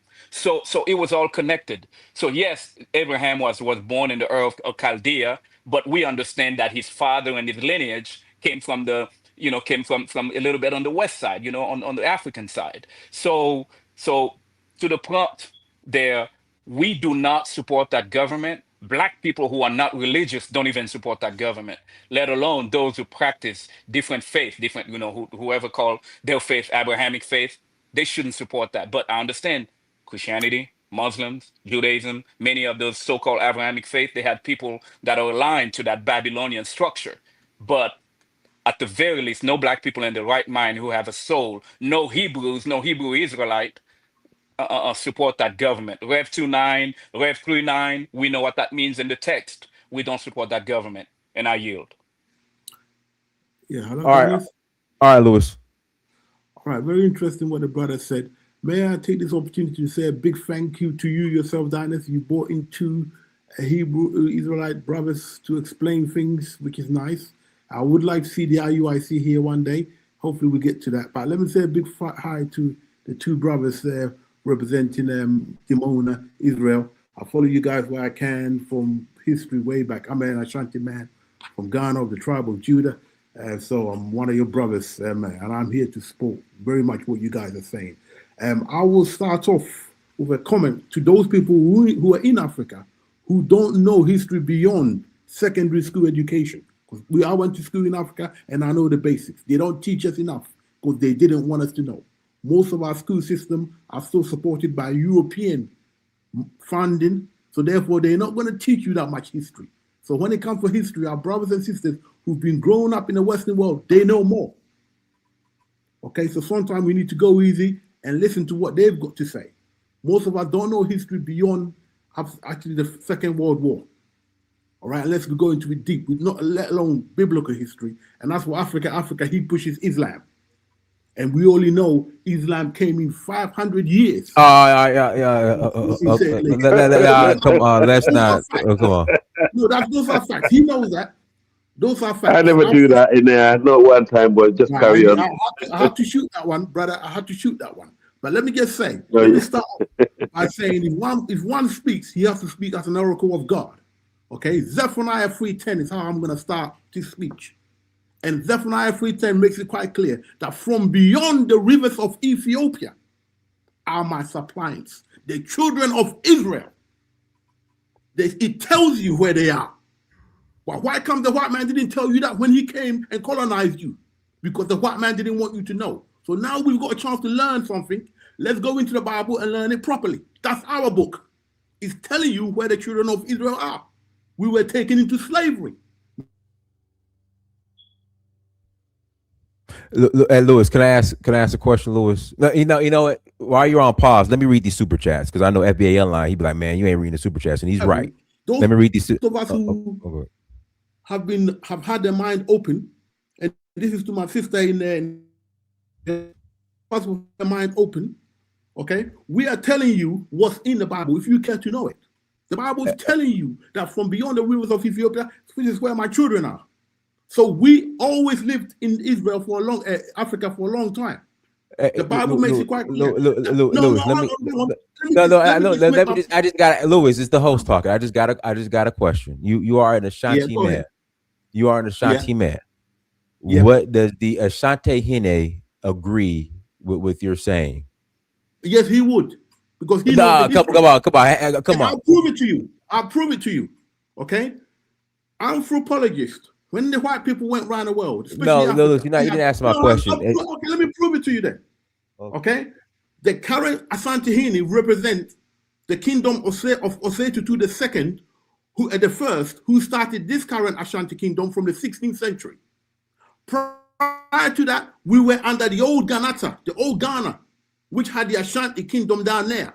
And we were chased out of there by who's that rich guy who went around selling gold everywhere? I forgot his name. He became a Muslim. Yeah, that's it. Richest man. You're not making any sense, bro. I'm well studied when it comes to that history.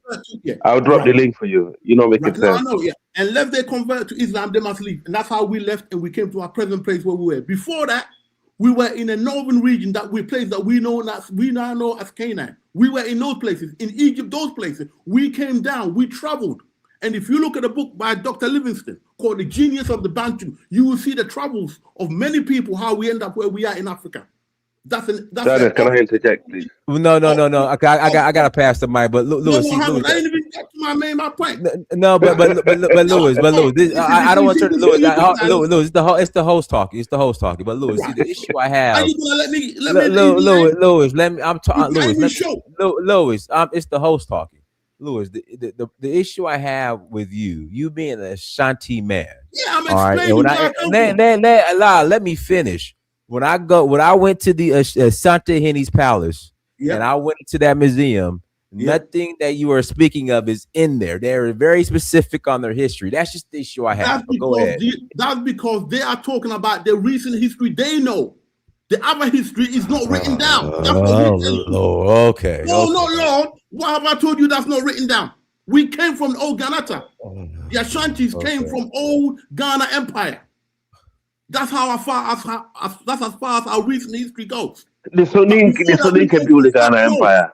No, hang on. Before that, we came from further north, and further north of that is Egypt, is Israel, is Canaan. So what the hell you got talking about Israel and part of Africa? We traveled from there and we came down, and it is written down in the anthropology book by Dr. Livingston called The Genius of the Bantu. You're white. I live and breathe that history. Hold on. Lewis, you got 45 seconds, and I got to pass the mic to Kidola. We are the Israelites of the Bible, and if you don't want to believe it, well, that's a lie.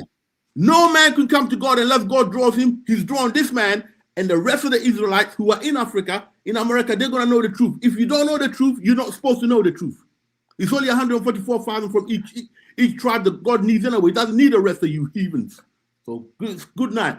All the best to my brothers there. I love to see you on the Dynast Amir show. Hopefully we get the IUIC on here and knock some head out. We need some tough people up on here because we got to listen to these Islamists and all these fake people worshiping at the shrine of God knows what, my act, all that nonsense. We're the Israelites of the Bible. Enough of this. Shut your mouth. Hold on. Okay, all right, Lewis. Thank you. Right. I got to read the super chats. I'm gonna pass the Kidola, and then if Yosef and Uriah want to respond, they can. It's not because it's not your turn yet. Only I'm going in order. Okay. Yeah. Thank you. All right. FBA Young Lion. Thank you for that. Holla. Pharaoh Mizram is pseudo as hell. These borders were constructed by the white man. Even the concept of continent started with the Greeks. FBA Young Lion. Thank you for that. Holla. Ask them, do they have communities in other African countries? Do you guys have communities in other African countries? Yes, sir.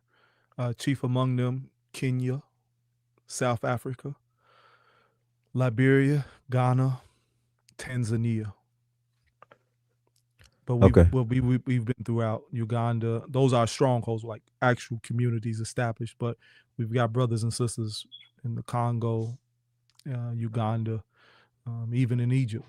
So we got our people everywhere. But as far as stronghold communities, Liberia, Ghana, Tanzania, Kenya, and South Africa. Okay. FBA Online, thank you for that. Holla. Even in the Mona Israel, black people still don't change their smoke detector batteries, apparently. Shout out to FBA Airline. Thank you for $4.99 holla. This guy is a hotep. What is the difference? FBA Airline. Thank you for $4.99 holla. I once saw a video of Winnie Mandela and Stevie Wonder giving a powerful speech in Demona, Israel. Is this true? FBA Airline. Thank you for $9.99 holla. Go ahead and respond. Is that they Winnie Mandela came to Israel, Demona, Israel, on the request of my father and our spiritual leader, His Excellency Ben-Ami, and my father, Prince ICL. And what was profound about what she said is that what we had been able to do at that point, was maybe about 40 years, she said, is a light for the continent of Africa. She actually said that we are the spiritual Mecca for Africa. Those are Mother Winnie Mandela's words, not mine. So yes, but Stevie Wonder came, and a lot of other Bobby and Whitney, the Temptations, I mean, on and on and on. But Stevie came and performed, and he spoke, but the speech was Mother Winnie Mandela and what she said as it relates to what she experienced by visiting us in Demona. All right, FBA Airline, thank you for $9.99 holla. Ask these brothers if they ever heard of Simon Kimbangu or Kipavita. Both were Congolese religious figures who believed the ancient Hebrews were Congolese in the early 1700s. Yes, we are familiar. I am familiar with them. I don't know. My brother is.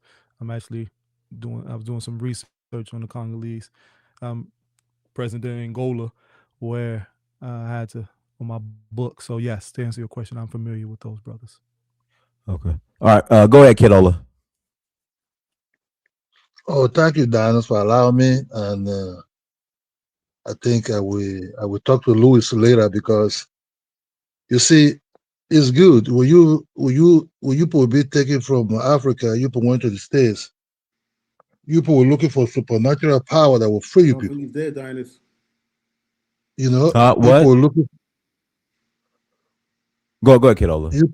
you people were looking for supernatural power that will free people from the hands of the white man. So a lot of things were fluctuating to people's mind. Hebrew Israelite was being formed with other type of religion like Protestants, whatever it is, Anglican. This is a type of new religion. If you ever been to Africa, Africa don't know. When I mean West Africa generally, I talk about Nigeria now. These so-called Hebrew Israelites, we don't know nothing about them. We have what called a very thick culture that can never change. That be there before the white man came. That be there for a very long time. So we practice different type of culture that stick with our ancestors up to today till we die, and everything will be there. So these new musicians you mentioned, Winnie Mandela, these are people who were fighting for independence. She is nothing than honorary citizen of South Africa that is fighting for its own freedom. So you cannot bring her into a deep culture of Africa that is very thick, very, very thick. It's like a glow stick. You can't break it. No matter what you're doing, that's our worldview. The Igbo you're talking about, I live close to the Igbo as my brother. The Igbo men, the Igbo people, these are people who worship big trees. You know, they worship their gods. You know, when you went there to marry, when you married to or you wanted to marry their children, you will see their traditions started pumping out. And they don't joke with it. You know, no matter what it is, they don't joke with it at all. They don't claim Jewish or they know anything about it. Even not for the British or the white man that came to introduce Christianity for them, they don't even know nothing about Bible. Bible was never even introduced to my grandfather don't even know nothing about Bible before he died. The grandfather, do you know the Bible? Said no. These are literatures, like the way they write Henry IV, Macbeth, and everything. That's what they package to us, ask us to come and read it, that they use it to enslave us and dominate us. You know, this Louis that is speaking now, Louis was even lucky my tribe did get to Ghana in time. Tell him, tell the clown. because I have to be very straight to this Louis. The Ga people of Ghana, when the Ashanti was really suppressing them, that's how Lagos will be formed. Eko, my tribe hung up in Lagos because they didn't have a pathway to pass the Dahomey Kingdom to go assist the Ga people. Joined in with us in war. What are you talking about? You know, hold on to take care. Yeah. Okay, we got other people on the panel, so y'all just So Louis, you have to be very careful. My tribe would have get to Ghana. The Oyo, the Yamasi people, the Yamasi people they asked us to wait, let them go in first. That's why some Yorubas will be formed in Benin Republic. Hold on. That's why look, the Oba of Lagos came from us. The Saluki people. Yamisi people say let them go first. No matter what your Oyo people want to do, that's how some Black Americans or Caribbean will be took as slave trade. Some of them were fighters, some of them be caught. Then the Yamisi people, the Oyo people, they able to penetrate Ghana, but they in the edge. You understand me? So be very careful. Your people are voodoo worshippers. Hold on. Louis, if you would have get there before you start making treaties, if you would have get there before you started making treaties with the Dutch people, we would have conquered their Ashanti before they were. You know, Louis, the Hausas came to conquer people later. You know, so Louis, be very careful, Louis. Louis, be very careful. Don't change your religion. You people worship voodoo. I've discovered mine. Voodoo. Voodoo. Listen, I'm just Before Voodoo. never for any other All person. right, all right, y'all. saying. Let me pass them, kiddo. Appreciate you, kiddo. Let me pass the mic. Thank you, Kidola. Brother Let me Amir. pass the mic to Only, and then after Only, I think Prince was to Yosef. Oh, Yosef, you wanna say something? Just briefly, if I Go may. ahead. Brother Kidola, did I pronounce it correctly? I want to say this relative to the statement that you made, and this goes why we believe that our mission is so vitally important, because you spoke to a blessing. I would say that your family has not been affected by Christendom and some of the European tactics, but that hasn't been the reality for the whole of Nigeria, nor has it been the reality for the whole of Africa. And our people have been destroyed by European colonization, just like we've been destroyed in the West by enslavement.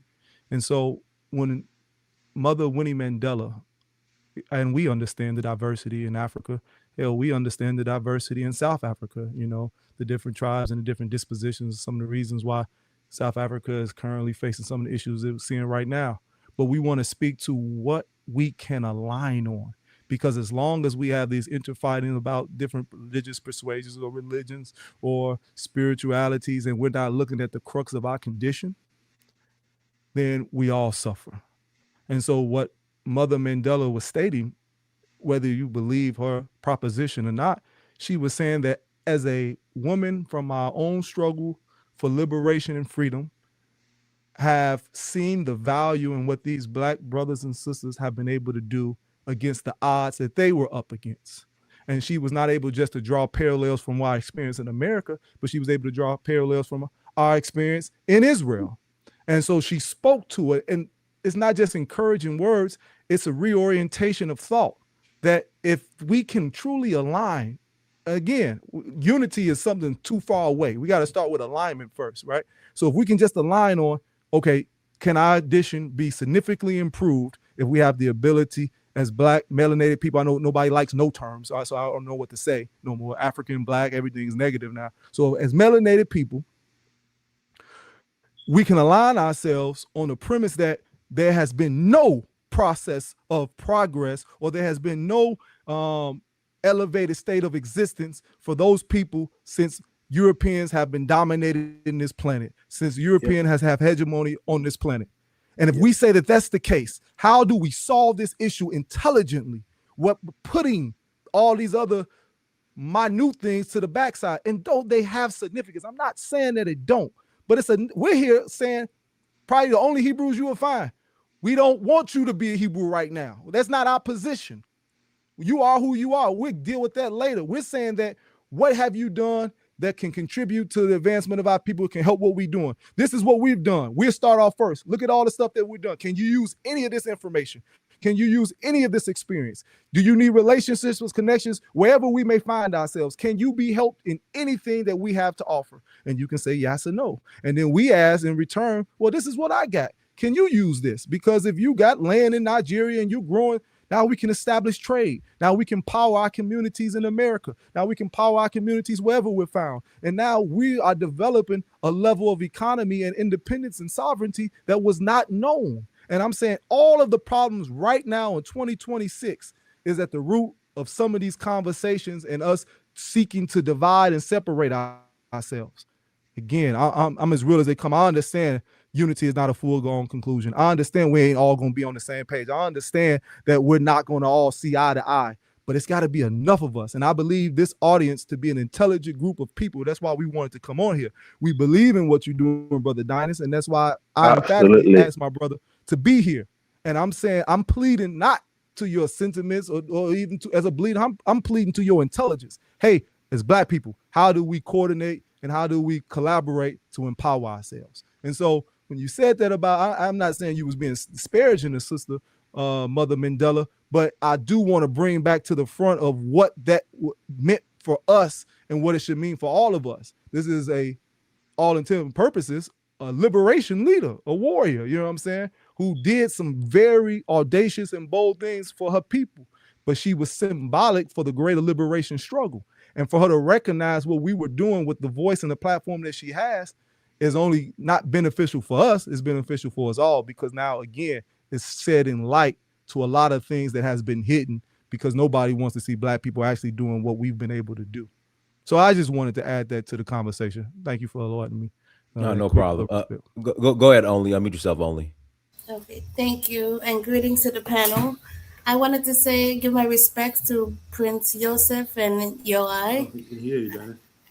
I really appreciate what you guys are doing, and I think it's kind of sad that I noticed the conversation is being pulled towards identity and not action because, well, you know why, because what you've done is so much, and it's just easier to just complain about where we're from and who we really are and all that. And I would like to encourage everyone that we really do need work, and we need schools, education, planting, building. And it sounds like you guys are all teachers.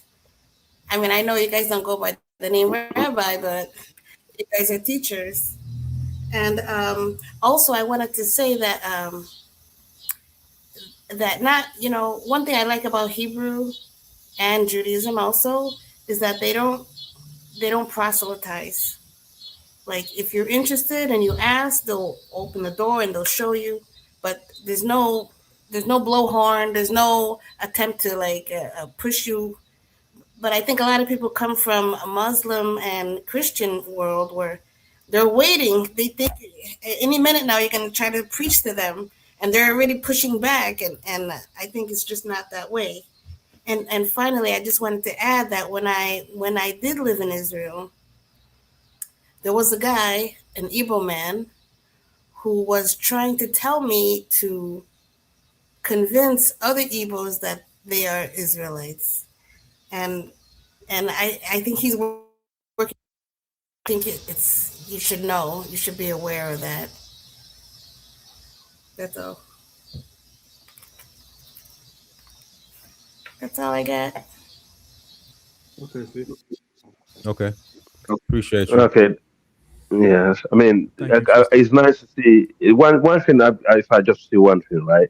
Us people of color, Black people, we need to focus on technological advancement, building, and stuff like that. All this religious, too much religion, or too much culture, and too much. I don't know what that has ever got us to be honest with you.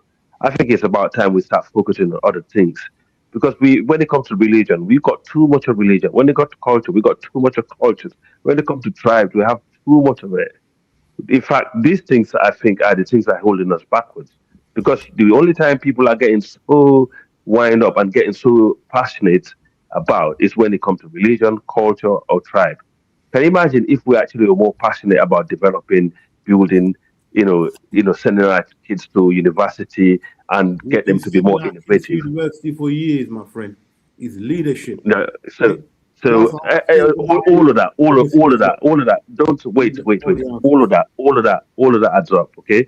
And basically it's important to know our history. It's very important. I agree with that, but we need more of advancement. Less religion, less culture, less tribe. I mean, if you can, we have culture. Our culture is the most attractive in the world. That you cannot take that from us. We are the most religious people in the world. You can't take that from us. But did that got us anywhere? No. So obviously there's something that is missing. We need to find that link. That missing link right there. The truth. We need to find that. The word of God is the truth. Once you got that, science and technology, that will come. That's all nothing. That's how the white man is in the world. Science and technology, we must talk about it. We couldn't get that. So Louis said one thing. I'm going to correct you. Okay, the Ghana Empire, I studied very well. Okay, the Ghana Empire, which is Ouagadougou, was built by the Soninke, and the time it was destroyed. I'm not arguing with that. The time it was destroyed, Mansa Musa wasn't around. The Mali Empire wasn't around. Okay, it was destroyed by the Almoravid. I'm getting the time of Mansa Musa confused with old Ghana Empire. I'm sorry on that. Okay, so I just wanted to get in because we are recorded, so we need to. No problem. I'm sure the historian. Africa. Yeah, I want to respond to him about Zephaniah 3:10. Yeah, when he mentioned Zephaniah 3:10, that is not talking about sub-Saharan Africa. that is talking about Sudan, south of Egypt. What the hell are you talking about? Kush. No, all right, y'all. We got two hosts on starts here after Egypt, so it's Oh, talking Lord about God. Sudan. Can one of the your guests please correct you? You're lying. You're lying when you say that it's sub-Saharan Africa. It's not sub-Saharan Africa. It's talking if about it says Sudan, from beyond the rivers of Ethiopia, where else is it? It doesn't mention west. It doesn't mention east. It says who said anything beyond about the rivers of Kush. Sub-Saharan Africa? Okay, Kush starts after Egypt. So it's talking about Kush. It's still Africa. What's Sudan. your problem? It's not talking about sub-Saharan Africa. And you're lying. What are they talking about then? What you're talking about. Okay, what are they talking about? Tell us what it's talking about. In ancient geography and history. It's not talking about stop shouting, man. That's Black Sub-Saharan Africa. Sub-Saharan Africa is beyond. It's beyond the Sahara Desert. Okay. I say beyond. It says from beyond the rivers of Kush. It's talking about the Nile River. It's talking about Sudan. Yeah, where does it go to? And where does the Sudan go to? Okay. So you got it wrong. You got it wrong. That's both Africa. You got it wrong. It's still Africa. Not sub-Saharan Africa. What the hell are you talking about? Sudan is in Sub-Saharan Africa. Modern day Sudan. Sub-Saharan Africa is south of the Sahara Desert. Where does it now begin? Where does it now end? Not beyond the rivers of Kush. Where does it now begin and end? I got to pass the mic. Go ahead, Uriah. Yeah. So, I personally love these particular conversations because history is important. History has its place, and we understand what Honorable Marcus Garvey said, which he said that a people without a history is like a tree without roots. So history is important. That's a personal love of mine. I'm not a historian per se, but we have historians within our nation and people who love to particularly converse and build on these particular topics. That's not the areas in which myself and Yosef necessarily like to necessarily dive into. Not that we can't, but it's because of what we see right now. It becomes circular and it becomes too emotional. But I want to say what I am observing, and this is one of the things that I can already tell. Once I hear certain things from a particular person, it's hard for me to kind of stay tuned in. One is when we speak emphatically. There were no in this, like we're gonna speak, on the continent of Africa has 54 countries, right? As documented, over 3,000 tribes. So it can be our experience from an anecdotal perspective that we may have never heard a particular thing or never experienced this, or our grandfather may not know, or grandmother may not know. Doesn't make it emphatic across the board. And when we hear certain language like that, then it's hard to hear anything else that says out your mouth. Well, or we get too emotional and we start cussing and things like that. It shows that this is more of an emotional belief system than it is that we're actually trying to build on these facts, which is why we just stay away from it a lot of times altogether, because there's nothing that we can get past. It becomes that. Yeah, I understand, brother. We have to shut down stupidity. And so with that being said, stupidity, so we got to shut it down. But Louis, let the man talk, man. Louis, let the man talk. Yeah, I can also interject, bro. So go ahead, brother. So with that being said, Dynast, we still like to be able to kind of keep it on as relates to the subject matter, as relates to how we can coexist with all of these things as African people, that we can agree on. As African people and people that have a similar goal, which is to be free. Good. Can you please, as a fellow Israelite, so that I don't get it wrong and we get this sorted out, could you please break down Zephaniah 3:10 the best way you know possible? And that's for both of you.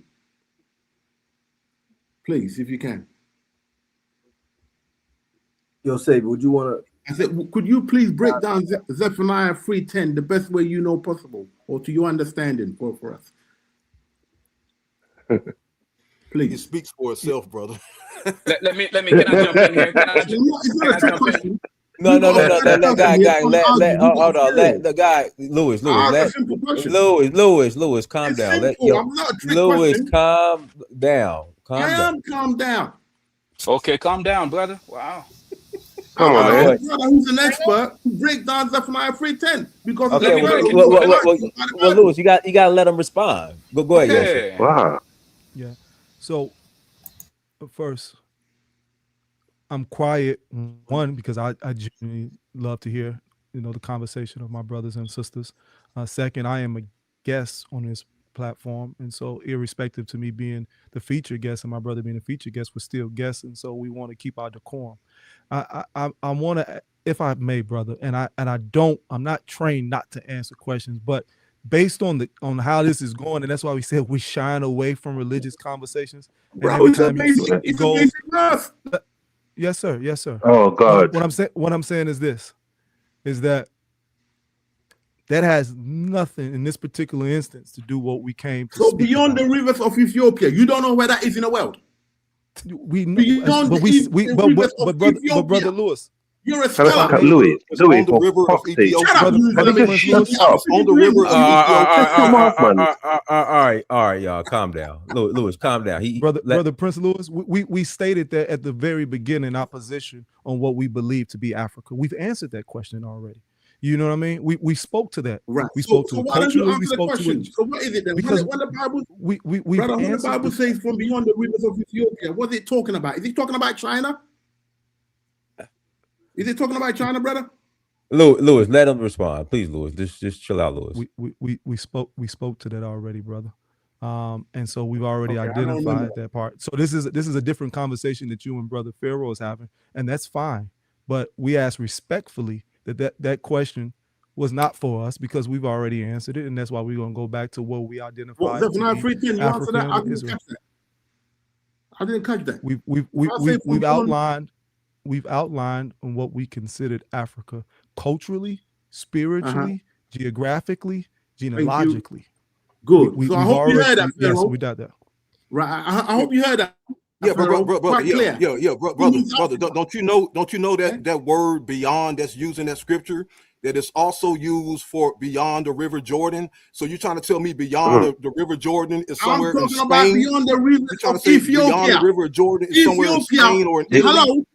It's Let me talking. help It's you. talking about the river Let me help you. Ethiopia. It's not talking about Let me help sub-Saharan you. Africa. Let me help you. His landlord's When the Bible, gonna kick him out. let me His help landlord's you. gonna kick him out Let tonight. me You're help adding your you. own lies Let to me help scripture. you, my friend. You're Let me adding help lies you. to scripture. Louis, you're gonna get kicked out, bro. Your Let me help landlord you. will kick you out. Stop shouting in the small Speaks bedroom. for Let itself. me help you. Shut up, you The Islamic scripture fool. speaks I'm for answering the itself, and question. it Yeah, I Let doesn't me know, help man. you. You can tell where you land. Let's Let me stop. Let's stop with Lewis. let me just quickly answer this one because this is getting ridiculous. Lewis, you gotta I am calm calm down, Lewis. down. I'm calm. Let me just Lewis, you explain gotta to him. calm down. I'm just The saying, word but Africa. you're Listen, representing. the word You destroy Africa. the show. Stop interrupting me. He's ruining the show. Lewis, Listen, you you got Islamic fool. Let me speak. Lewis. Okay, you don't want me to hear me speak because you don't No, want me but to shut down. Lewis, Let me just answer the guy's Lewis. The question. host is talking. You're not gonna talk over him. I'm gonna remove you. But Lewis, this is the problem. So I want to be very careful because I don't want to pin certain sects against each other. But so I live in the West End. Oh man, Lewis, be Oh quiet. my God. Goodness, Stop. Lewis, learn have some self control. Okay, I don't want to pin certain sects against each other, but oh God, I want to be very careful when I say this. I just think like your sect and like some of the other sects kind of make the brothers that we have on their side just make them look bad because I lived in the West End. I used to go to Soul Vegetarian. I started going there in 2007, and they are, as you can see, they are completely different and more calm and have the form. And you guys just it drives people away. It's very simple. I'm a student of the Bible, okay? And we got a Pharaoh Kemetican trying to tell me about the Bible. Okay, the brother answered the question perfectly. He said he's already answered it by describing where Africa is. Okay, but what this idiot Pharaoh don't understand is that the word Africa is not in the Bible. Okay, the word Africa is not in the Bible. Ethiopia is described as Africa. Libya, Mizraim, Egypt, Sudan it's not even in the Bible. Okay, so we're talking about a word that was there before Africa came. Okay, so he's talking about Black Africa. So I don't know where the hell this idiot Pharaoh is coming from. Just throwing his 2 cents in, trying to stir shit up. It's quite clear. That's the evidence that shows where the children of Israel are. Lies to the Bible, brother. No, not in my own mind. That's what the Bible says. That's what the Bible says. But you don't want to believe that. About You just throwing bullshit out. You made that up. It's a black man's book about black people. Says nothing about sub-Saharan Africa. Zephaniah 3:10 is about Africa. That's Ethiopia. You gotta let it speak for itself. Ethiopia, idiot. Ethiopia is Africa. Okay? Ethiopia is Africa. The current Ethiopia you got now, that's Abyssinia. So when it wrote this, that was before the name Africa came. Dumbass knew that.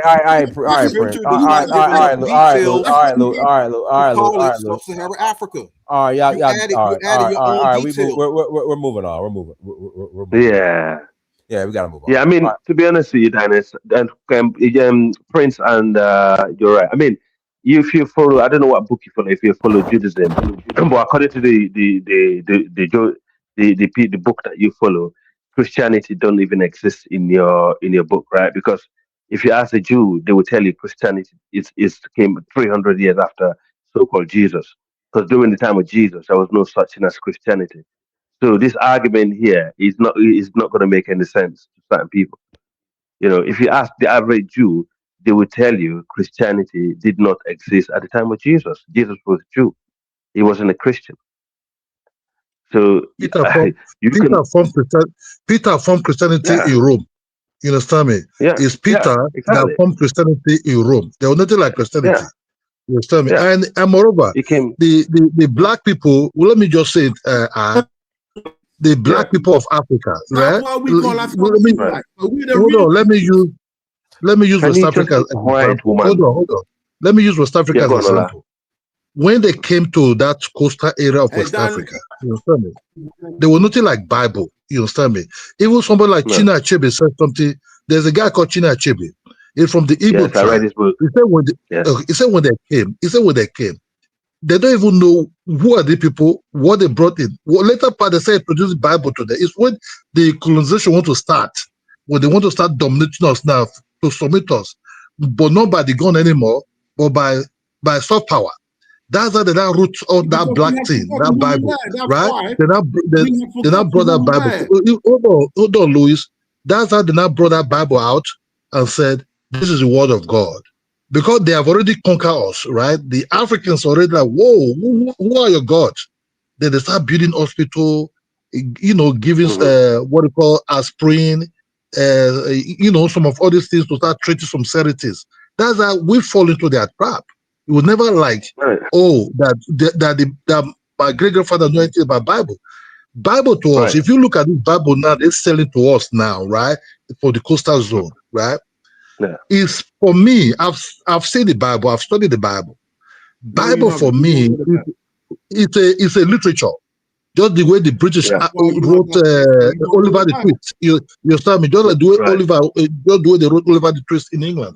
It's a British dominated book. It's a white supremacist. It's a white supremacist book. It's a white supremacist book. All right, guys, I got to read the super chat. JCE, thank you for $1.99. Holla, Africa. Thank you. You are 100% correct. Wally, thank you for the $5 holla. Never disrespect black people that's doing work like the Israelites, because one day you might need their help. You're absolutely right. You're right. Hold on. You know what? Let me pass it to your ride, and I'll pass it to you. Hello. You're right. You want to add anything? Not necessarily, but what I want to do is just an understanding that these different perspectives that we have, and which the angle in which we're seeing it from. Again, I want to just share with us to be more, not even open. I don't like the word open, but more considerate from different perspectives. That's just really it. That don't even come down to any kind of ideology. It just comes down to basic personal people-to-people skills that we can get as a people so that we can actually hear each other when we are trying to build on these particular topics. Because when we get too emotional, it ruins the ability for us to gain understanding from it. And so that's it for as relates to that. But if there's any particular questions or anything that I see, I got a question. That, I would want to kind of, since somebody had a question. I got a question. Yeah. Speaking as a Israelite, the Bible tells us what's to come. The Bible makes it quite clear that in the book of Revelation, the Lord will lead us, the children of Israel, back to the land. At the moment, the land is cursed. It's a desert. There's not a lot that could be grown on it. I know you lot are done well on it, but the land that is as it is not the land that it's not the full size in a way that the Bible described, and it's not fully blessed at the moment because he's kicked the Israelites out. Okay, but my question is, as someone who respects your sect, why are you guys trying to go ahead of Scripture by going there before the time? I mean, the Israelites you're not supposed to be in Israel right now. Why are you guys going back there? I never understood that. From Benaim, whom I respect, I followed you guys, but why are you guys jumping the gun and going ahead of Scripture? Because the Lord is going to lead us back into Israel when it's restored properly, not a desert as it is now. I don't understand why you lot are going there, because right now, the Iranians say they're going to drop the bomb down there. They drop the bomb down, and nuclear bomb goes off. You guys are dead. Why are you guys jumping Scripture and going ahead of the Lord? A couple of things, brother. All I will say to that is that, again, that's your perspective and your understanding of it. We have a different perspective and understanding, and our spiritual teachers had a different understanding than what it is that you're relating to, and we had many of those particular conversations even during that time. But all I will do is challenge you to go read, and from a biblical perspective. And I'm gonna say something I want your say to chime in as it relates to what he may add. But from a biblical perspective, talking to it from an Israelite to an Israelite, go read the book of Nehemiah when that same particular conversation came up in his time, where many different Israelite groups at that time was asking him, well, it ain't time yet to go back. Well, it ain't time yet. And go look at what happened during that time, if he was in fact blessed to be able to do what he was doing, and if that calling was for him. And you'll be able to find something different and see what our walk may be different as it relates to that. But again, now, the greater thing that I want to respond to you and say is that as Israelites, we still live in a world where the majority of people are not Israelites and probably will not be Israelites. How do we converse with non-Israelites outside of our specific text, being the Torah or the what people would call the Bible or the instructions, and still be able to connect the things necessary in order for us to be able to have dialogue and create allies and not enemies? As the scriptures say, it says, hey, when a man's ways pleases the Lord, even his enemies will be at peace with him. So how do we have conversations outside of that book that will allow us to be able to gain an ally and a friend in the individuals that we're coming across, and not always having to rely on that scripture, because the other brother may not believe in what we're saying that book is got to say. So how do we still relate to him? And that's the thing that I would like to challenge you, Prince Lewis, and any other Israelite as it relates to that. But as it relates to you and I, we can get off of this. We can have dialogue, right? About, okay, what's your interpretation of this scripture? Why did we do those things? That's a legitimate question. I want to spend time and actually answer that and show you how we've gotten to that particular conclusion, and to show how providence has helped us to be able to do it. There's no absolute way that we have been able to survive this long and to produce the fruit that it has produced. What did it say in the scriptures? We'll know a tree by the fruit it produced. Once you see what we produce, there's no doubt to see. I'm aware. Let me. Can I jump in? Can I jump in? Yeah, go ahead. Go ahead, True Sarah. Go ahead. Yes. Oh, I'll then wait for the. well, hold on. After that, Prince Joseph, you can go. Then I'll pass it to hello. That And, sounds and good. guys, and then guys, let me know how you are on time as well. Okay, no problem. Go ahead. Okay. All good, all good. Yeah. So about what the brother just said, I'm curious to. My only concern about being in the land for any Hebrew Israelites, anyone who feel and know that they're this and want to serve, or Elohim, it's that when you go over there, if you participate in the affairs of that nefarious government, if you join the forces, the ID, I don't want to get your platform shut down. If you join their army, if you participate in nefarious activities, then you are no longer an Israel, a Hebrew living by the ways of that we've been commanded through scriptures. I don't do Bible. Bible is a Greek word, tabibli, tabiblia, which is a whole different thing. I do scriptures, we do the Tanakh, the Torah, the Nevi'im,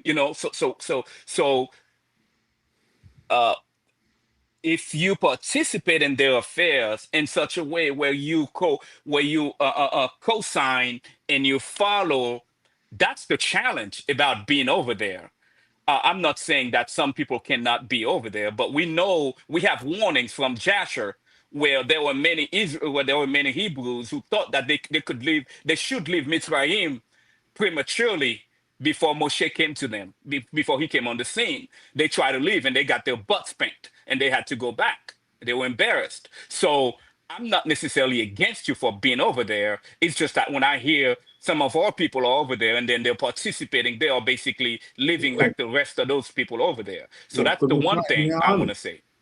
Exactly. So the other thing I want to say is, in light of that, I want to, open, just basically tell people that when it comes to the faith that we practice, regardless of what group, what tribe people may call themselves, within the faith of Abraham, within the faith of Noah, within the faith of Enoch, of Seth, of Adam, that goes all the way back to the beginning, to the first man, the black man created in Africa, it's that you got to open the scriptures.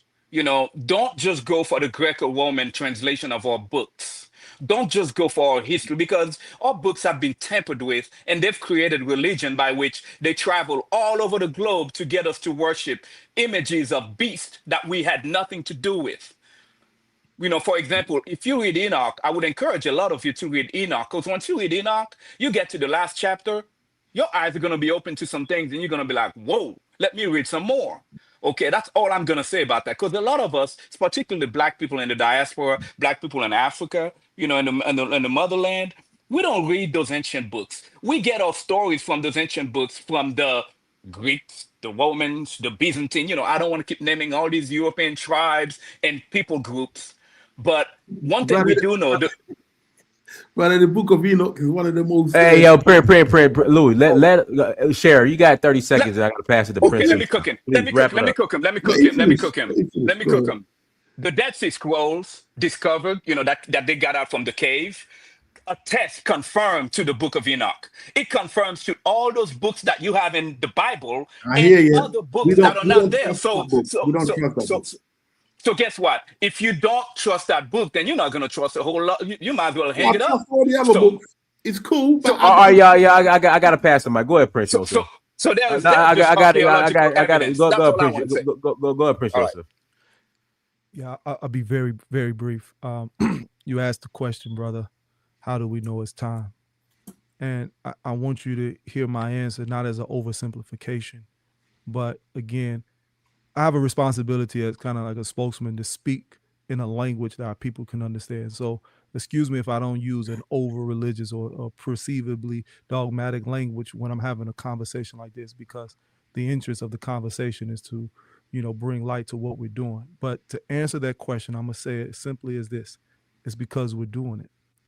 If we were out of season and out of time, we wouldn't have lasted a day. We wouldn't have lasted a day, brother.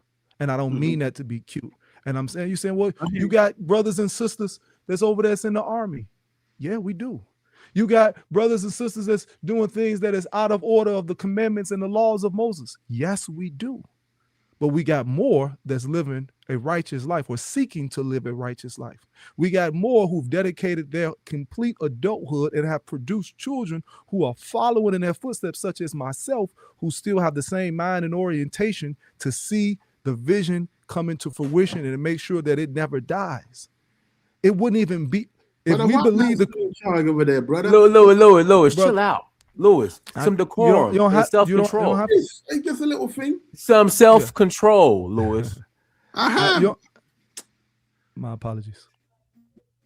No, go on, brother. Go on. Yes, sir. You don't have to agree, but I want you to see what I'm saying. We're not stupid people. You don't have to agree with what we're doing, but we're not unintelligent people. And everything that we've tried to the best of our ability to express was those who have seen a problem and sought to solve that problem. And in seeking to solve problems, other problems arise. But guess what? We're going to deal with those as well.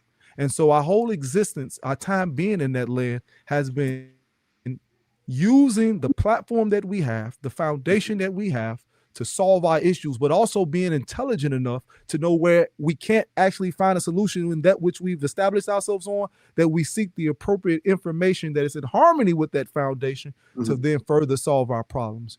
I think it might have been you, Brother Prince Lewis, said that Iran may drop a bomb. Well, by that notion, hell, Russia or China could drop a bomb in America. He's going to deny. Let me say this, brother. Let me say this. Listen to what I'm saying. I'm saying that they dropped bombs in Israel already. Now we're talking about an atomic bomb, then it would have to be those who we believe who have in possession of it. And it'd be the American government or China or Russia or some of that. My point is, nobody's stopping nobody from doing anything. We all live under the threat of these megalomaniacs and their impulsiveness. That's why I again am saying, okay, if we're under if melanated people, I think that's a safe enough term where people can hear what I'm saying. If melanated people are globally victim to megalomaniacs who have no regard for human life, not even their own, we have a responsibility and obligation as conscious, intelligent, spiritual, God-fearing or not God-fearing, but people that love our people and love our life to do something about it. And I'm saying the only way, historically looking at it, the only way to do so is to fight this hegemony with our own. And I'm saying, fight no white man. The white man's in charge of the world until Christ come back. But we can't go head on head with. It's a waste of time, in my opinion. I'm just saying. Our position was this, brother, and I'll close on this. That can be very well the position. But our position as fathers and mothers, as big brothers, as husbands, we said that we're not going to see no more of our children dying without us giving our best effort to protect them. So I admire you guys. You left America. I love you for that. Lewis, what's wrong? Lewis, what's wrong with you? Lewis, what's wrong? Lewis, what is wrong? What is wrong with you, Lewis? Chill out. What's wrong with you? I can't do it. He gotta go. Go ahead, Prince. I'm sorry. It's okay. I say something. I leave. I appreciate. Yeah. Well, hello. Let Prince finish. Hello, then you can say something. I'm gonna close it right now. I appreciate. But take your time. Don't feel rushed. Take your time. Yes, sir. I appreciate the brother's passion, and I don't want him to think that I got, But I want to say, you can have that belief. But I'm saying, as men, we have an obligation and responsibility. As intelligent women, we have an obligation and responsibility to bring into existence that which we know protects and serves not just ourselves, but future generations. So our motivation was, we wanted freedom now. And if we were out of line, if we were out of order, if we were out of season, it would render us the way that we would have no success at all. But why wait on the sidelines and continuously other generations die right before our face, continue to moan and groan and talk about all of the wickedness that is happening around us? That didn't make any sense to us. So that's why we made the decision. So our simple answer is this. We knew it was time because we were doing it. As simple as that. All right, you're right. You want to ask something before I pass with the hello? Yeah, to our brother Universal Truth share what he shared as relates to the nefarious aspects of that was not a popular decision. And what I mean by popular decision is that it was a decision that was, first of all, made with power. We didn't come and, hey, y'all got to do this. First of all, we went in 1969. The military decision did not come until 2002, 2003. So do the math on that. Okay. So with that being said, we made the decision from a power perspective of collaboration because there is an interest that we do have. The interest that we do have is protecting that land. That land is sacred to us. And by that land being sacred to us, we will do whatever it is in the means of protecting it. At any rate, as we see in right now, we got to go back to the drawing board and say, hey, can we be a part of said thing or said with any particular organization, operation in any way that is disconnecting us with our God and our purpose, that's something that we have to do. But at the time, these were not some of the decision factors that went into this particular decision making. And so as time goes on, we evolve and we make the decisions that will keep us in alignment with our true power that has got us to this particular point. But again, how do you know a tree? By the fruit in which it produced. We're on this platform right now because, again, Dynast mentioned, I know Dynast from even coming to our restaurant, for years, and an institution that we brought teaching people about veganism in the 1970s, that it was less than 100,000 people in the world who identified with veganism at that time. Now we're talking about over 100 million people, where in Japan alone, they're on track to spend 260 billion in vegan innovation. In Germany, 1.8 billion in vegan innovation.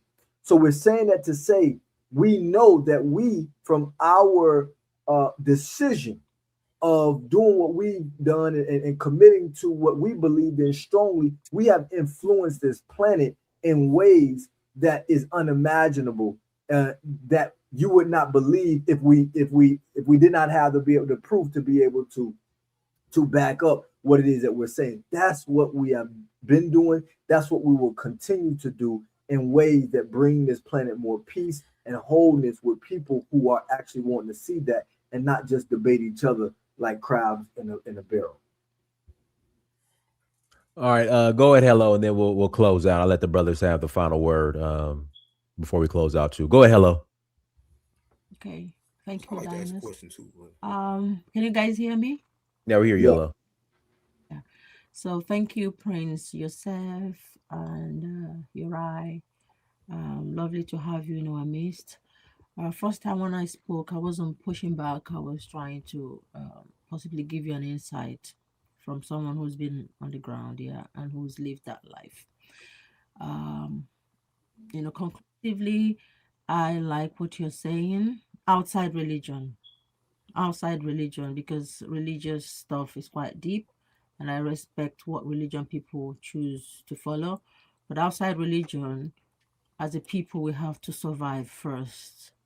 We have to be alive to practice whatever religion we want. So I welcome your ideas about, bridging the gaps for us to come together to find a way to survive in whichever way possible. And I'm sure you understand what I mean. Yeah. So I just want to use this avenue to say thank you very much. I do appreciate you guys. Keep up with your amazing work. I'm open to learning, and I have to go now. Thank you. Bye bye. I appreciate you. Let me read this super Have a chat. great night. Hello. Thank you. Yeah, Dynast, I just got to ask a question if it's okay. Go ahead.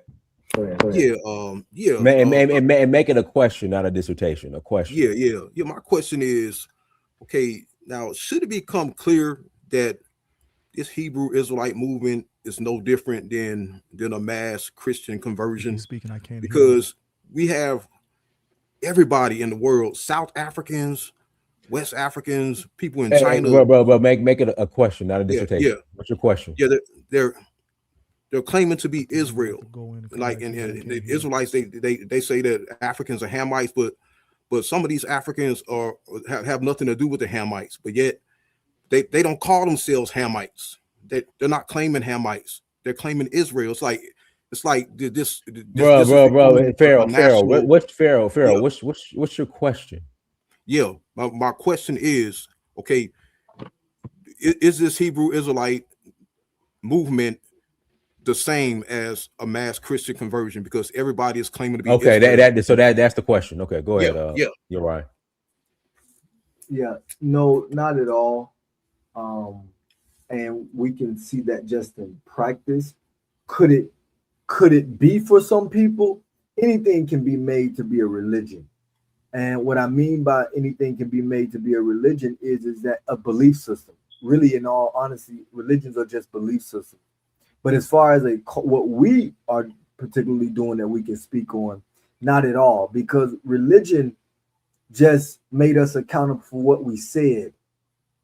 But when it came to the Hebraic culture, Hebrew meaning one who has crossed over, one who has went to a higher level of consciousness, makes us accountable for what we do. So we can be able to observe a Hebrew by has he went from a lower state to one that has been of a higher nature. And that's what is the difference. So yes, some people can use it in that way, as we use Christianity and other particular religions in modern day, contemporary times, but it's really something that we can observe. And so that's what I want to say to you, brother, in response to. And you have an interesting name, by the way, brother. Pharaoh aspect we understand comes from Egypt, but Misraim is a Hebrew word describing Egypt. It's not Egyptian in origin, to my knowledge. Maybe you can correct me. Yeah. That's what my enemies call me. Yeah. Okay, understood. All right. Last question. JCE, thanks for $1.99. Holla, are they okay with the Palestinians' deletion by Israel? No, that's the easy question. Not at all. Okay. All right. I'll let you brothers close out. You guys got the floor. Correct. I'm just completely overwhelmed by the conversation today. I thought it was absolutely beautiful. Again, we understand what goes with, having a position, making that position public, and dealing with some of the details, the minutia of what we did versus, what has been told or what has been shared that we have done. And so we just wanted to bring correction, and we want to come back and have more conversations going forward. But we're real people doing real things. We're really in our communities when we're in America. Like, we live in America. He lives in Atlanta. I live in Chicago. You can't come to Chicago and not know about what my family and what myself has been able to do at a grassroots level, because we're serious about the liberation of our people. But we're equally serious when we travel to the continent, when we go, to our home in Israel. We're about contributing to the growth and the elevation and the evolution of our people. And liberation is our main focus. How do we liberate our minds, our bodies, and our people, from the captivity, both mentally, physically, that we've been subject to. And so that's our objective. And I appreciate all the comments. I appreciate all the conversations. And I appreciate you, Brother Dynast, for your platform and you offer it up to us. Yes, sir. It's been an absolute blessing. So anytime. I'll go, Uriah. Yes, sir. Dynast, man, my brother, always appreciative again for your work. I love it. Dynast, man, well, let's really talk about getting, this Africa piece, man. Whatever your next trip is, you'll say we need to go with our brother doing the moves and show what we have to be able to, offer in that way. That's what is really important. And for me, as far as everybody listening, if there's somebody out there that want to connect with us, a few of you asked on the comments and on the private chat. My particular Instagram is Yorai, YORAI _the last African. Okay. And then my brother's is at Melik, MELEK, Yosef, YOSEF. Is that right, Yosef? Yes, okay. So definitely looking to connect, looking to continue the dialogue. And Dynast, man, appreciate you so much always, brother. Hey, man, I appreciate you. Everyone, thank you so much for joining. Like, share, subscribe. Until next time, family. Dynast Amir, search for Huru. Peace.